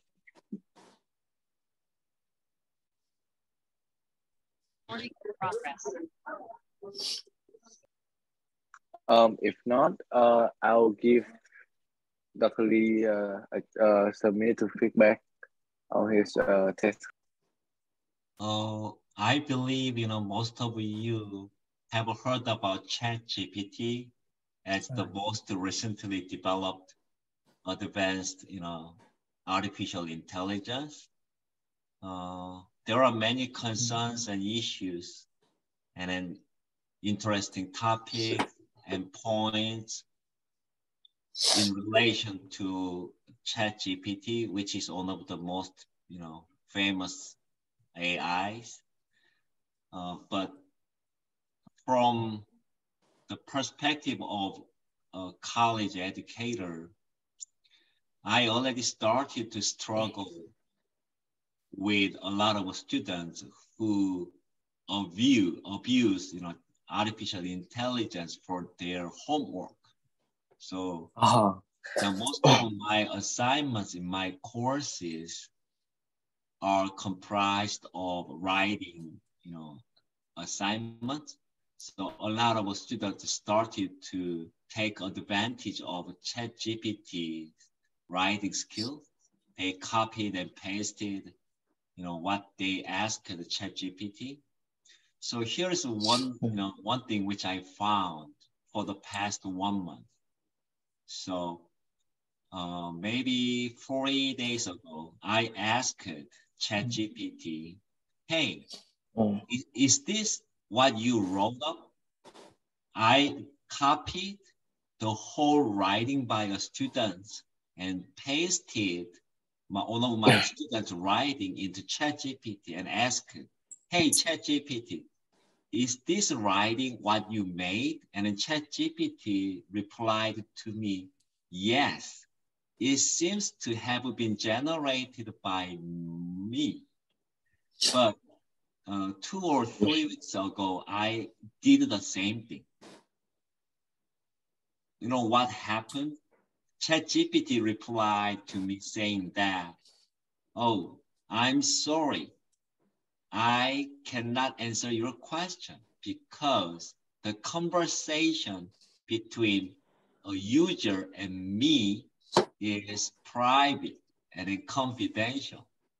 So I can see, a lot of technicians, a lot of experts are developing the ChatGPT better and better.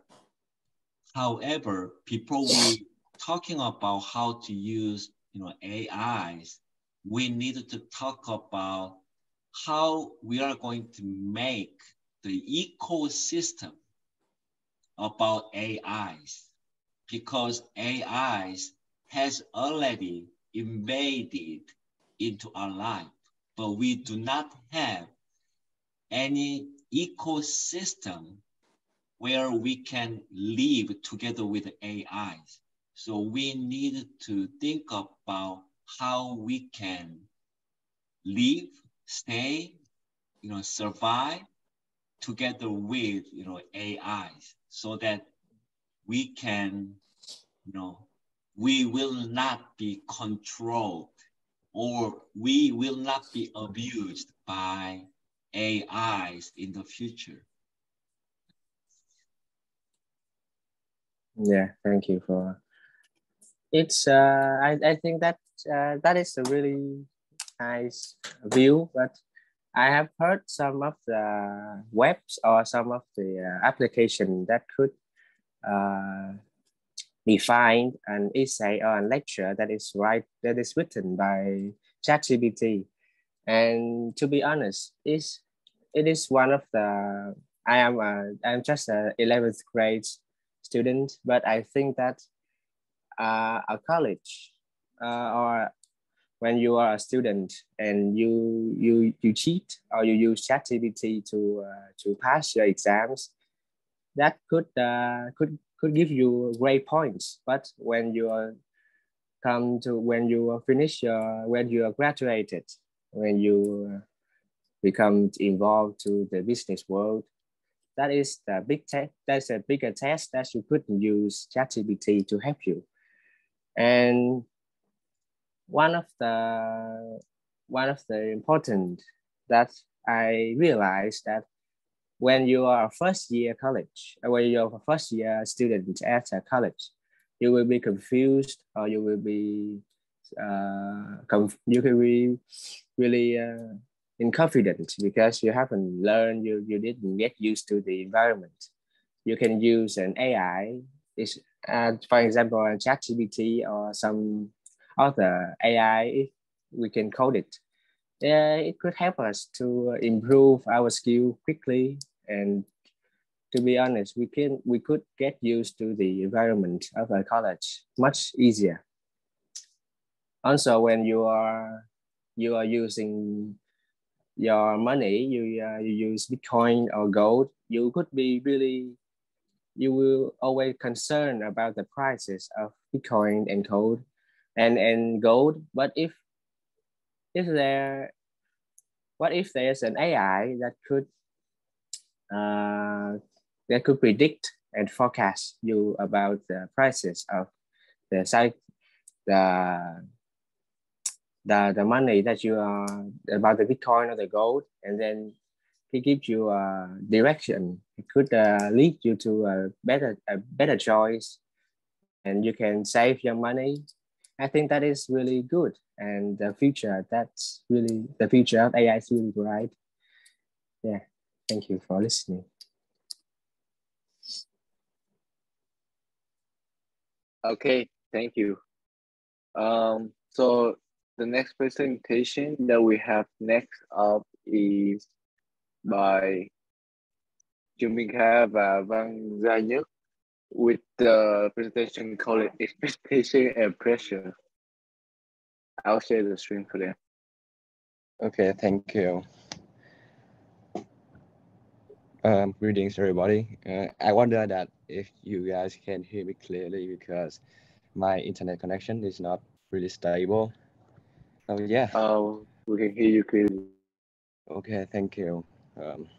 At first, just as same as Leica, I think that this workshop is for high school students, so I choose a topic that is relevant to students. But yeah, after hearing some of the previous person talking about economics and financial, I find quite overwhelming. Quite overwhelming. So as you can see clearly on the screen right now, the topic that I'm going to talk about today is expectation and pressure. This is a very relevant topic which many people have to face in recent days, especially teenagers. In addition, it is also the main rationale for many conflicts and disagreements between parents and their kids. And so what are we waiting for? Let's get started. Next slide, please. Thank you. Initially, we will have a quick look at the overview of the presentation. We can also call it a table of contents. So firstly, we will define what is expectation and what is pressure. Then we will find out how parents recognize this phenomenon and how we teenagers think about this sentiment. And finally, communication with parents is the last bullet point that we are going to cover today. And let's move forward to the main part. Next slide, please. Next look. Okay, thank you. So next for me. So what does expectation mean? So basically, if we are looking forward to something or waiting for a result to happen in the future, it means that we are in a state of expectation. Additionally, it is also known as a hope, whereas we believe that positive things are going to happen to us. For instance, like due to the schedule, we have an exam tomorrow, right? And then we wish to have a perfect score. That means that they are expecting a good mark. Moreover, expectation is not only active, it can also be passive, especially by our parents. So next slide, please. Thank you. So next, we will define pressure. According to the Cambridge Dictionary, pressure is the act of trying to make someone else to do something by arguing. In other terms, if we are compelling somebody to do something, or we are aggressively expecting them to do something, it means that we have put them in the pressure. Pressure usually comes from your peers, your parents, as your friends want to become better, or your parents want you to become better. Therefore, it may affect your mindset as you become more competitive or become more stressed. Next, please. Thank you. So this is the view of parents.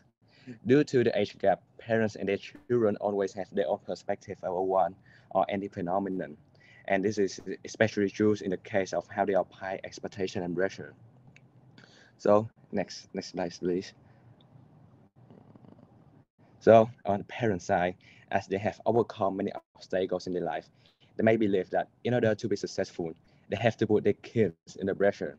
Since they have been mature in the old generation, they might think that children in this era can accomplish anything without hesitation or effort, since teenagers have been provided with everything. For some parents, they believe that this is a positive motivation. or we can call it expectation, which is mandatory in kids' lives. This overlay will set a misdirected mindset in children. They may think that should they start with failure, there will be a huge disappointment of the family. And this kind of expectation will gradually form an extremely negative pressure. Moreover, some also apply that their kids have to be their better versions. Children have to complete the dreams of their parents to satisfy them. In addition, as the ego of the parents is always thought to be very high, they may believe that their choice is the best and no one could deny the benefit of the choice they choose for their children. In many circumstances, Asian kids have to inherit their parents' career so as to satisfy them. However, they will cause many consequences to teenagers. Next, please. On the other hand, in other era, kids have to deal with a ton of pressure. Peer pressure is one of the most worth considering problems nowadays, as they believe that teenager is equal. Should their friends become bit anything, they will have to catch up or do better than their peers. This subsequently causes an invincible expectation to themselves, and if they are not better than their friends, they may be put under pressure, and this can be the reason for many mental and health problems. Additionally, apparently, while facing peer pressure, children also have to face their parents, as the parents are the most important individuals in their life. They will have to make the parents satisfied. Furthermore, and last but not least, themselves are also one of the forms of the pressure that may not notice. This is especially true in the case that when we have an IELTS test tomorrow, right? Our family and friends expecting us to have a 6.5 overall, but we know that we are higher than that, perhaps 7.5 overall. Then we do the test seamlessly without any difficulties or problems. But on the day you receive your result, so somehow you only get a 6.5 overall, just as same as our friends expected. On one hand, your parents feel really grateful for you, but on the other hand, you will be extremely desperate and you cannot achieve your dream band score. And this may be offensive, but the solution for this is that we should rethink meticulously about ourselves. Like perhaps we are not that good, or we are not good examiner who can evaluate everything, including us. So instead of blaming the luck or the difficulties of the test, we should feel thankful that thanks to the test, we can know where we are right now. Next slide, please. So we'll talk about the communication with parents. Though we may not already be aware that when we approach adolescence, our emotions and perspectives significantly alter. Talking to our parents, who were once our best friend, it doesn't feel simple anymore. This results in extremely regular situations when parents and children alike are unable to understand others' feeling or thinking. We feel heavier and heavier every day, and one day, boom, our emotions will explode.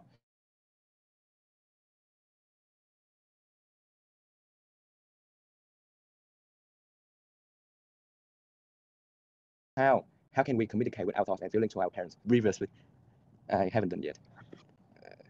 Like we can writing, saying anything that's particularly sensitive or difficult to express.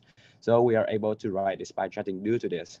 We only need to be ourselves so that our words may accurately convey our true thoughts to our parents. Likewise, we don't need to compose lengthy speeches or sentimental verses. Now you can think about how you feel. Do you feel the reaction of your parents or other adults? Fearful of their wrath or their disappointment? Or are you embarrassed to bring up an delicate or private subject? Feeling bad about getting into trouble, don't allow your emotions to prevent you from speaking. Instead, let's discuss include your emotions. Express sentiments verbally. For instance, like, I must speak to you, but I'm worried that I'll let you down. I need to discuss something with you. However, it's quite awkward. So opening up could first feel uncomfortable, but especially when discussing certain topics. If you haven't had a heart-to-heart in a while, it could feel really difficult. So the more you do something, the easier it becomes. Talking to the others in your life about common issues strengthens your bonds, and it make it similar to talk about your more serious topic. And so that's the end of my presentation. I wonder if anyone have any questions or not. Thank you.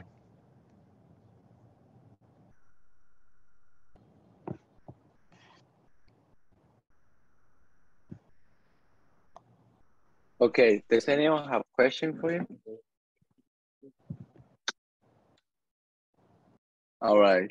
So can Dr. Lee give him some feedback, please?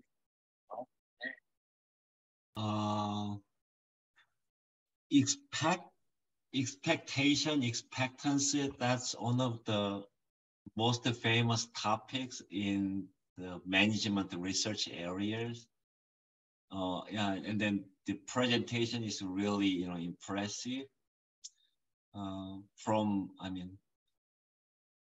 I want to add a little bit different aspect about expectation and pressure. To my eyes, there is another factor, which is about goal. So to my understanding, our children, our students tend to feel a lot of pressures from our parents because our parents tend to set up wrong goal. So in the management area, there is, huge famous formula about how to set up a goal. It is named SMART, SMART. So when we set up a goal, we should set up specific goal rather than blurry general goal. And then we have to, set up a measurable goal. If you say just do your best, it doesn't make sense to people. You have to say, oh, you have to, study 1 hour every day, which is measurable. And then when, our parents try to set up a goal, they should set up a goal as attainable, SMA, attainable. I cannot, set up a goal, to my students, hey, you should try to make 100 points across your all exams. It's not attainable. And then SMAR, R means realistic. Parents should set up a realistic goal for their children so that their children can accept the goal which their parents set up for them. The last one is T, time specific.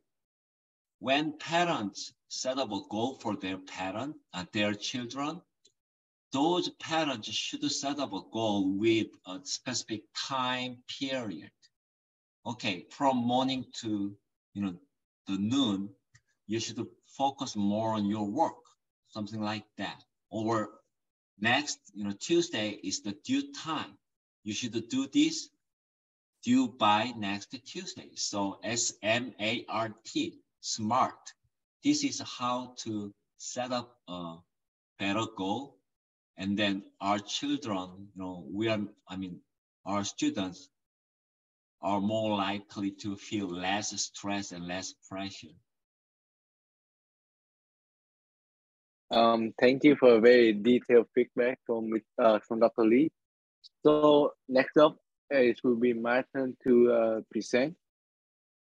I'll say screen. Okay.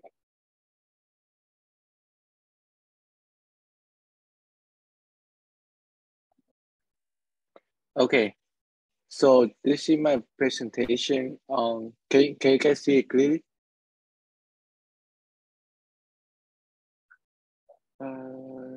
Yeah, we can see it good. Yeah, it's okay. good.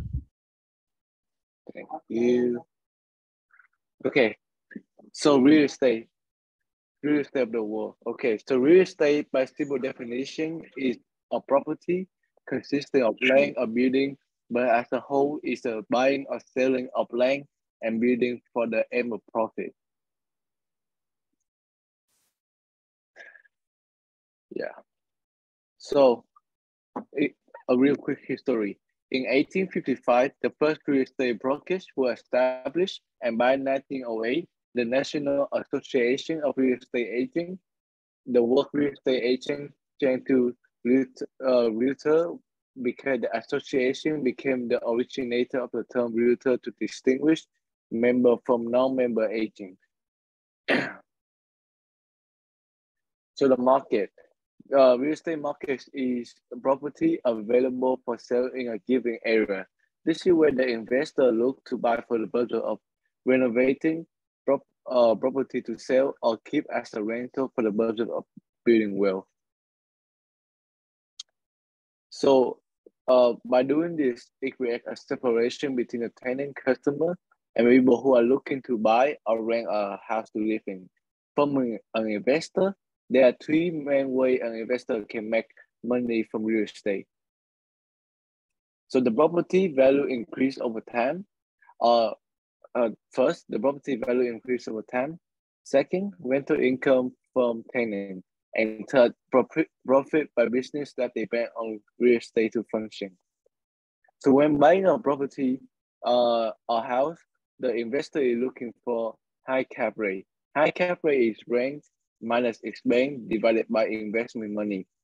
The higher the cap rate, the better for the profit. Low vacancy. Vacancy is the amount of time that the house is not being rented between tenants. Because the main aim is profit. So the lower the vacancy, the more profit. This is more important than the high renting price. Location. Surrounding neighborhood, availability of jobs, supermarkets, convenience, schools, hospital, and maintaining service. The age of the house, newer house took less money to renovate, and renting price is profitable, but not too high because it needs to attract tenants. So here are some apps that are helpful for real estate. Excuse me. Redfin, Zillow, Julia, Ocho. These apps provide house and land that are on sale. The detail and image are provided by the seller. Pricing, tax, cost of maintenance, order are included, or if missing, can be asked to file. So the real estate industry works because the value of real estate tends to rise. As a result, people are able to make a profit by buying and selling real estate. So here are some unique aspects of real estate. Two main unique aspects are durability and high startup cost. Durability produces generational wealth because it's nearly a guarantee of profit. The only exception are events without expectation, like war, natural disaster. The high startup cost separate between people that can do it and those that can. Okay, yeah. So how do you become so did you know that McDonald's make more money in real estate than from hamburger? We are not technically in the food business.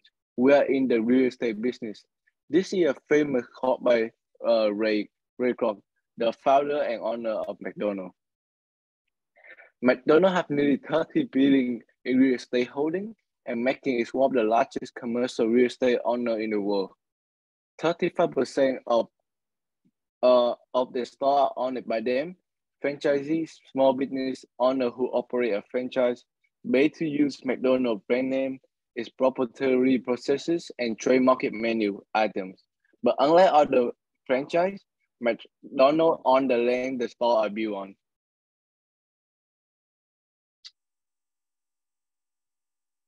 So,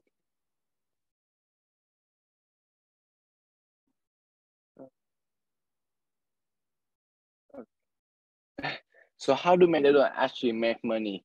McDonald's Corporate is the landlord to a franchisee. They bought the property and then rented them out at large markup. Markup show how much a company's selling price is more than the amount the item cost the company. In general, the higher the markup, the more revenue a company makes. In addition to this, they will also take a percentage of its stock cross-sell. Kang, sorry to interrupt, but no one can see your presentation properly. Oh, my bad. Can you guys see it now? Yep. Okay. So then, how do they deal with the pandemic and recession, and how do they work with their profit margin?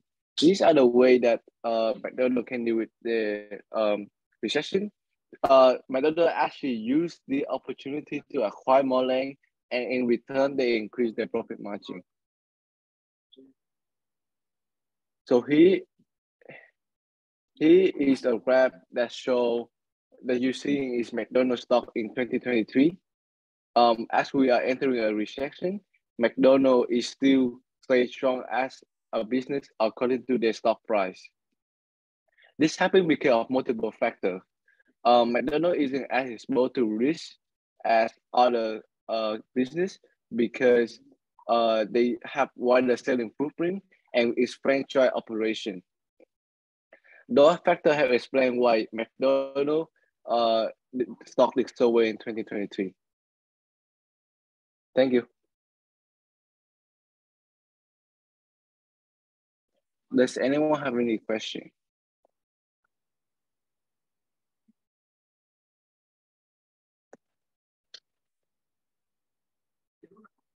Okay, Dr. Lee, can you give me some feedback?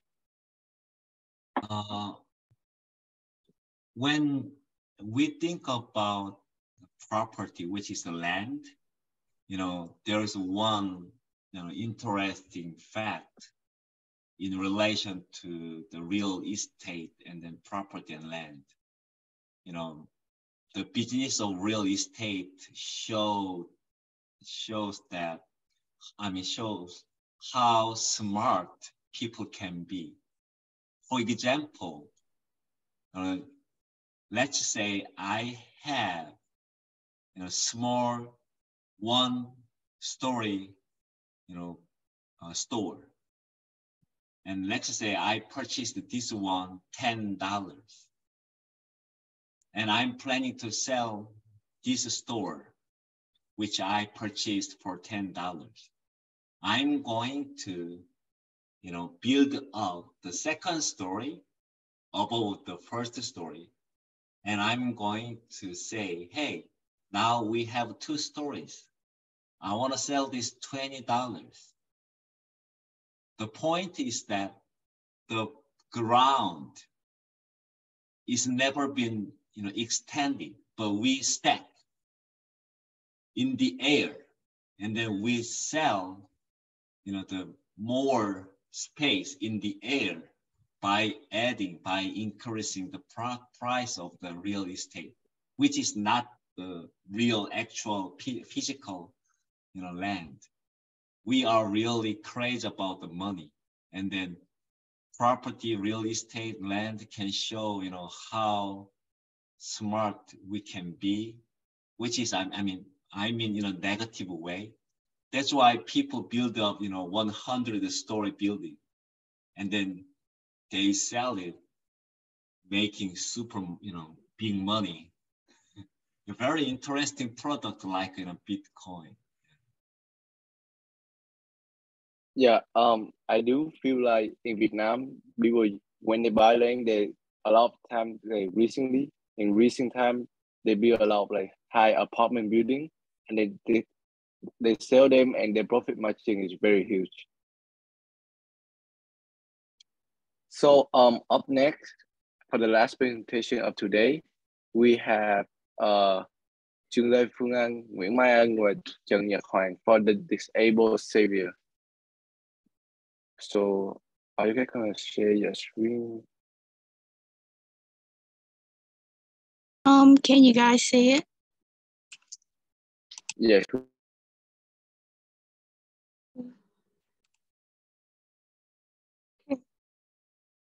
So let's start. Okay. Can anyone hear me clearly? Yeah. Okay. And let me introduce some things like my name is Nhật Hoàng, and today I'm here to present you about our non-profit organization called the Disabled Savior. Our team has three members, me, Phương Anh, and Mai Anh. Like a Superman, but in an arrow version. We want to rescue the world, but we assist disabled people in Vietnam, particularly in Ho Chi Minh City. Our slogan is where there is a will, there is a way. It means that if you are determined enough, you can find a way to achieve what you want, even if it's very difficult. And if you wonder when we had this idea and why we established an organization which has our own name, it's because since I was a child, I have always had myriad questions surrounding handicapped children and sympathy toward them. Hence, I have always wanted to create an organization that could provide intuition and financial assistance for those disabled kids. That's why I chose to meet up and create an intuition for disabled people with my group. And move to main content. So, firstly, I will talk about what is our project aim, and we want to provide financial assistance and as well as love for these children. And we also want to raise awareness of people about the disabled children through running a media campaign or organizing the charities. And next, how does our project work? First, starting the project, we will attract attention by creating a page on Facebook and also Instagram account for the project. And then we will introduce it to our friends and family. We can use the school confession page to get attention and support from the students and the teacher at our school. Then we will design some poster, infographics, and upload them to Facebook. While on Instagram, we will write posts to explain how this project works. And at the same time, we will also run some advertisements on Facebook with our own funds. And the goal of our project is to collect enough 10 million Vietnam dong. And we will continue to use this promotion until we have enough money within 3 months. And if we reach the target before the deadline, we will end the project soon. And if there is still not enough money after the deadline, we will stop and donate the amount of money we have raised. And our own fund is 1.5 million Vietnam dong. And each member will contribute 500,000 Vietnam dong for our fund. By the way, we will travel by our own car, so we won't have to spend money on booking car.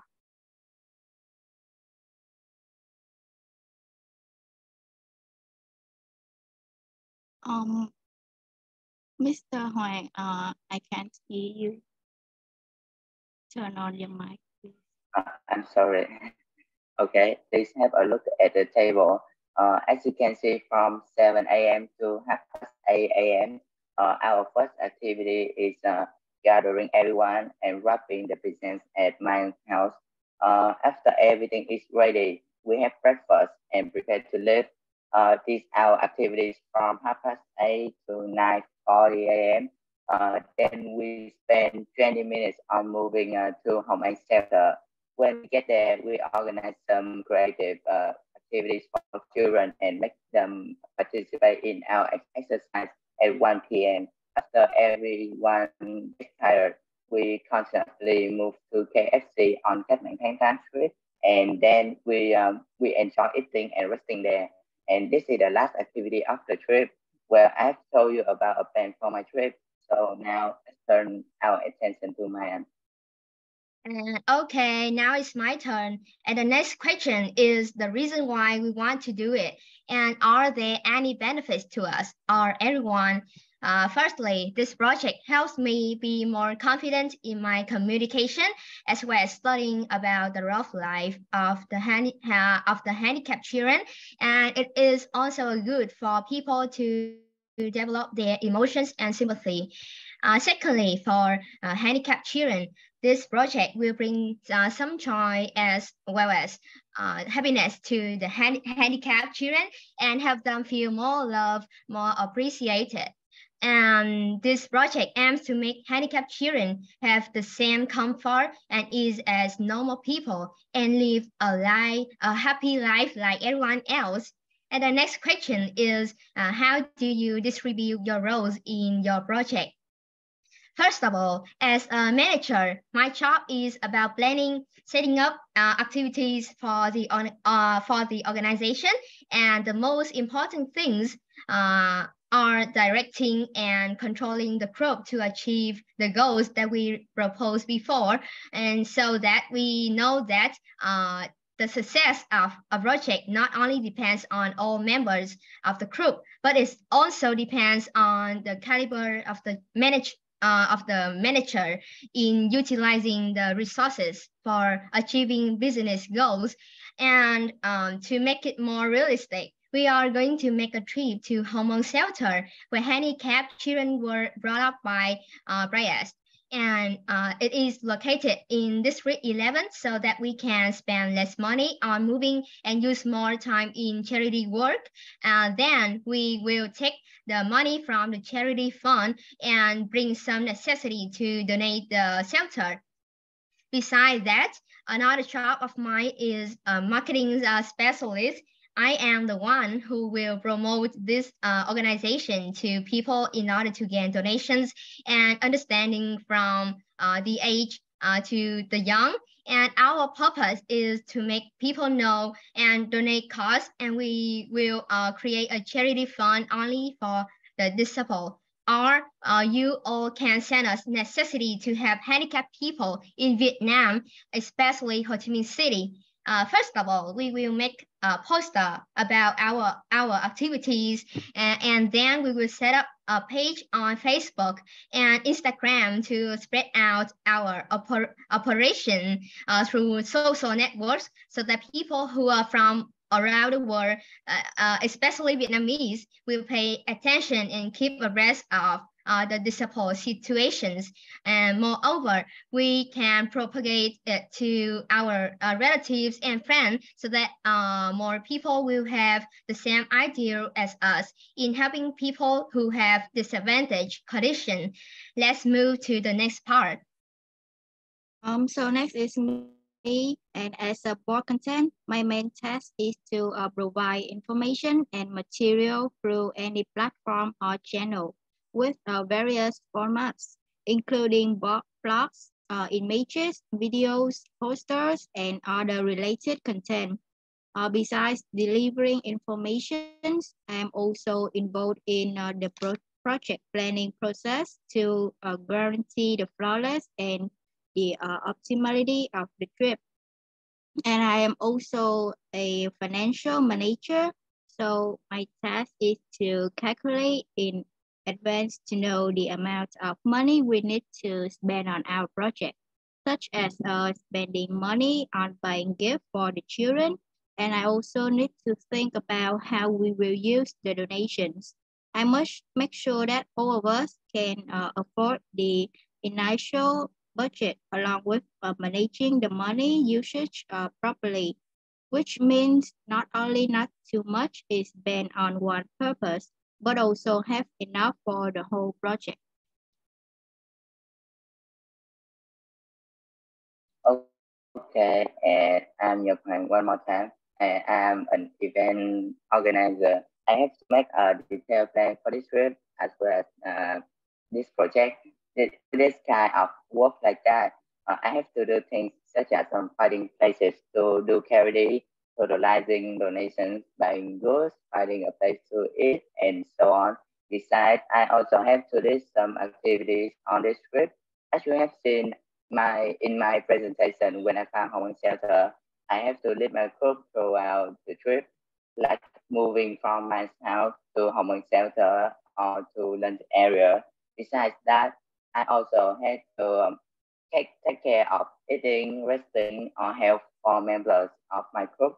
Moreover, before the trip, I got to appeal people in order to raise money. Yeah, and that is the last part of my presentation. So, is there any question? Okay, Mr. Lee, please. Oh, I have a simple question. So is your presentation an actual project or just a an imaginary presentation? Is that an actual plan, charity plan, which you are going to do in the future, or is it what you are planning now? I'm sorry, my connection is a little weak, so. Oh, okay. So my question is that, what you were presenting just before is what you want to do or what you are actually doing at the moment? To be honest, that is just a plan, but in the near future, I'm going to do it realistically, because my project is really like I really hope that we can do it success, and to fixing something to make it perfect. And when it's perfect, we will do it in real, for real. Are you going to execute this charity plan this year or this summer, or when are you going to do it? I have done it around maybe for 2 months until now. For 2 months until now. Which month? Like, May, June, July, August, September, October. When are you going to do it? In my plan, I'm going to do it in next summer, in July or June. Next summer. So you mean? Yeah. Now we are in, April. So May, June, July. You mean 3 months later? No, it's just around. It's just a small. So it's around 1 day. But it will. What I asked is, are you going to do this charity 3 months later, this July? Wait a minute. My connection is really good, so I can hear you clearly. Let me ask my. Anybody can answer my question if you heard my question. Is this plan going to be done this July? 3 months later? I'm really interested in, several charity activities.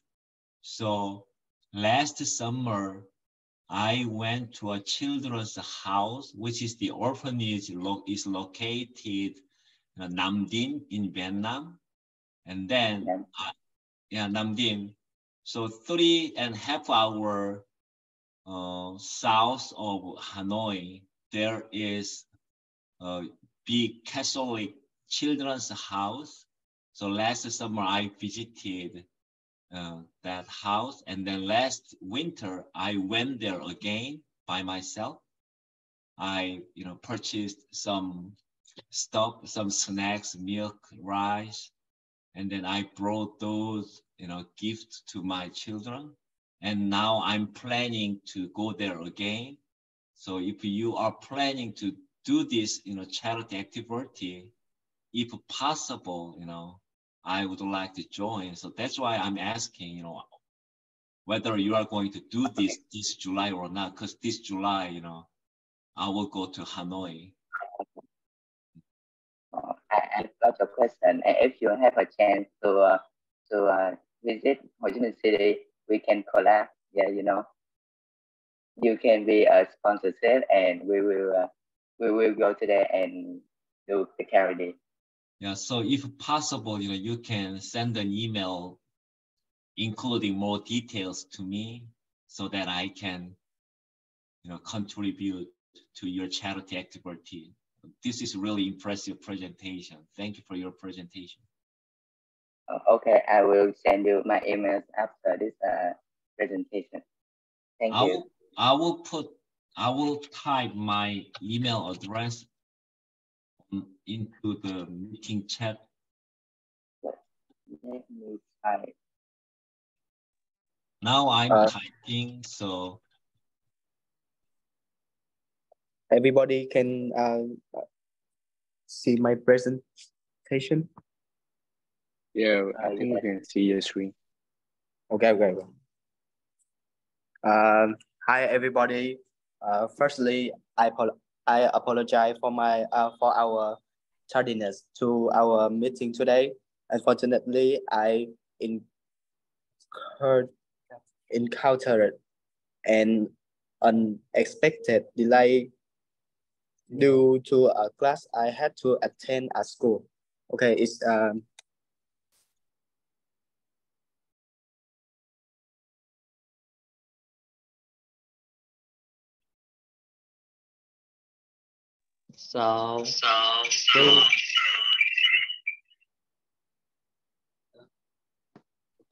So we will go to the presentation. The rise and fall of tulipomania, present by Yatang and Futan 1018. We will watch a clip of TikTok.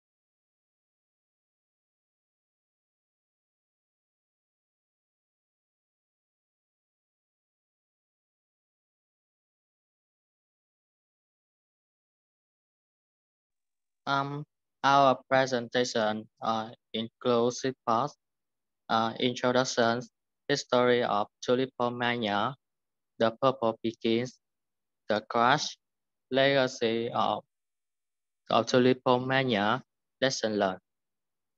First, introduction. Tulipomania was a period in the Dutch Golden Age during which tulips became extremely popular and valuable. It is considered one of the first record speculative purpose as the prices for tulips skyrocketed before eventually crashing. History of tulipomania. Tulips were introduced to the Netherlands in the late 16th century and quickly became popular among the elite.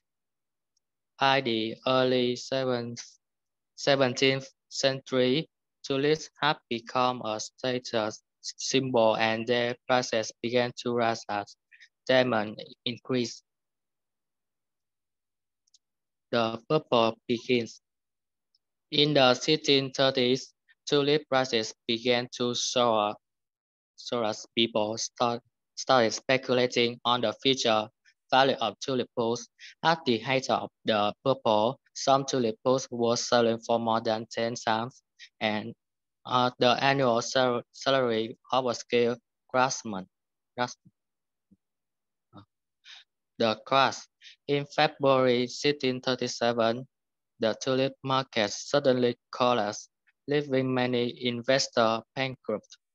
The government attempted to intervene, but it was too late. The damage had been done and the tulip bubble had burst. Legacy of tulipomania. Despite the financial ruin caused by the tulip bubble, the legacy of tulipomania lies on.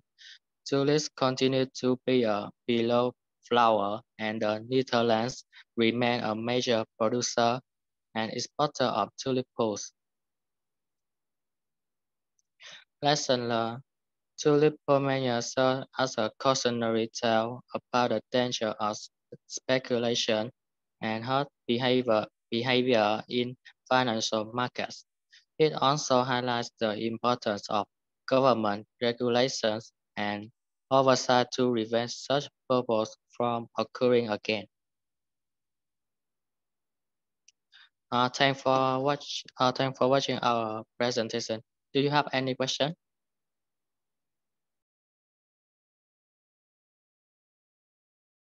Does anyone have any question? If not, then Dr. Lee, can you provide them the feedback for the last group, please? Yeah, so to my knowledge, tulipomania is one of the most famous example about our human beings' desire. So, tulipomania in Netherlands, can show us that, oftentimes human desire too much, and then our desire drives us in a wrong way, and then the final outcome can be really horrible. And even nowadays we can see a lot of tulipomania like phenomena around us, like we are buy and sell diamond stocks. We are crazy about a lot of things. So at some point we need to stop our desire, especially for money things. And the presentation is really impressive. Yeah, tulipomania was really interesting when I was in college. Thank you.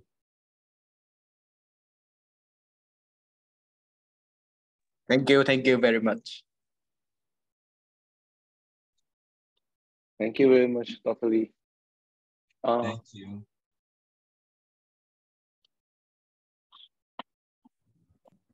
So we have come to a conclusion for our workshop today. I would like to give a huge thank you to Dr. Lee for spending time with us and giving us a lot of good feedback on what we can do in and what we can major in life and in college. Thank you so much. Yes, thank you so much, Dr. Lee. You're welcome. We You really guys appreciate have your my time. email address. Whatever question you have, you can just fly out your questions to me or Dr. Hoa. So I'm willing to answer your question to my best. Thank you so much, Dr. Lee. We were thankful for you being here today with us. So that will conclude today's workshop, and yeah, everyone can say thank you to Dr. Lee, and we can end it today, right now. Okay, so goodbye, everyone. Hope everyone have a great day. And good night, Dr. Lee. Thank you. Thank you. Hey guys, see you today. Bye. Bye. Thank you so much.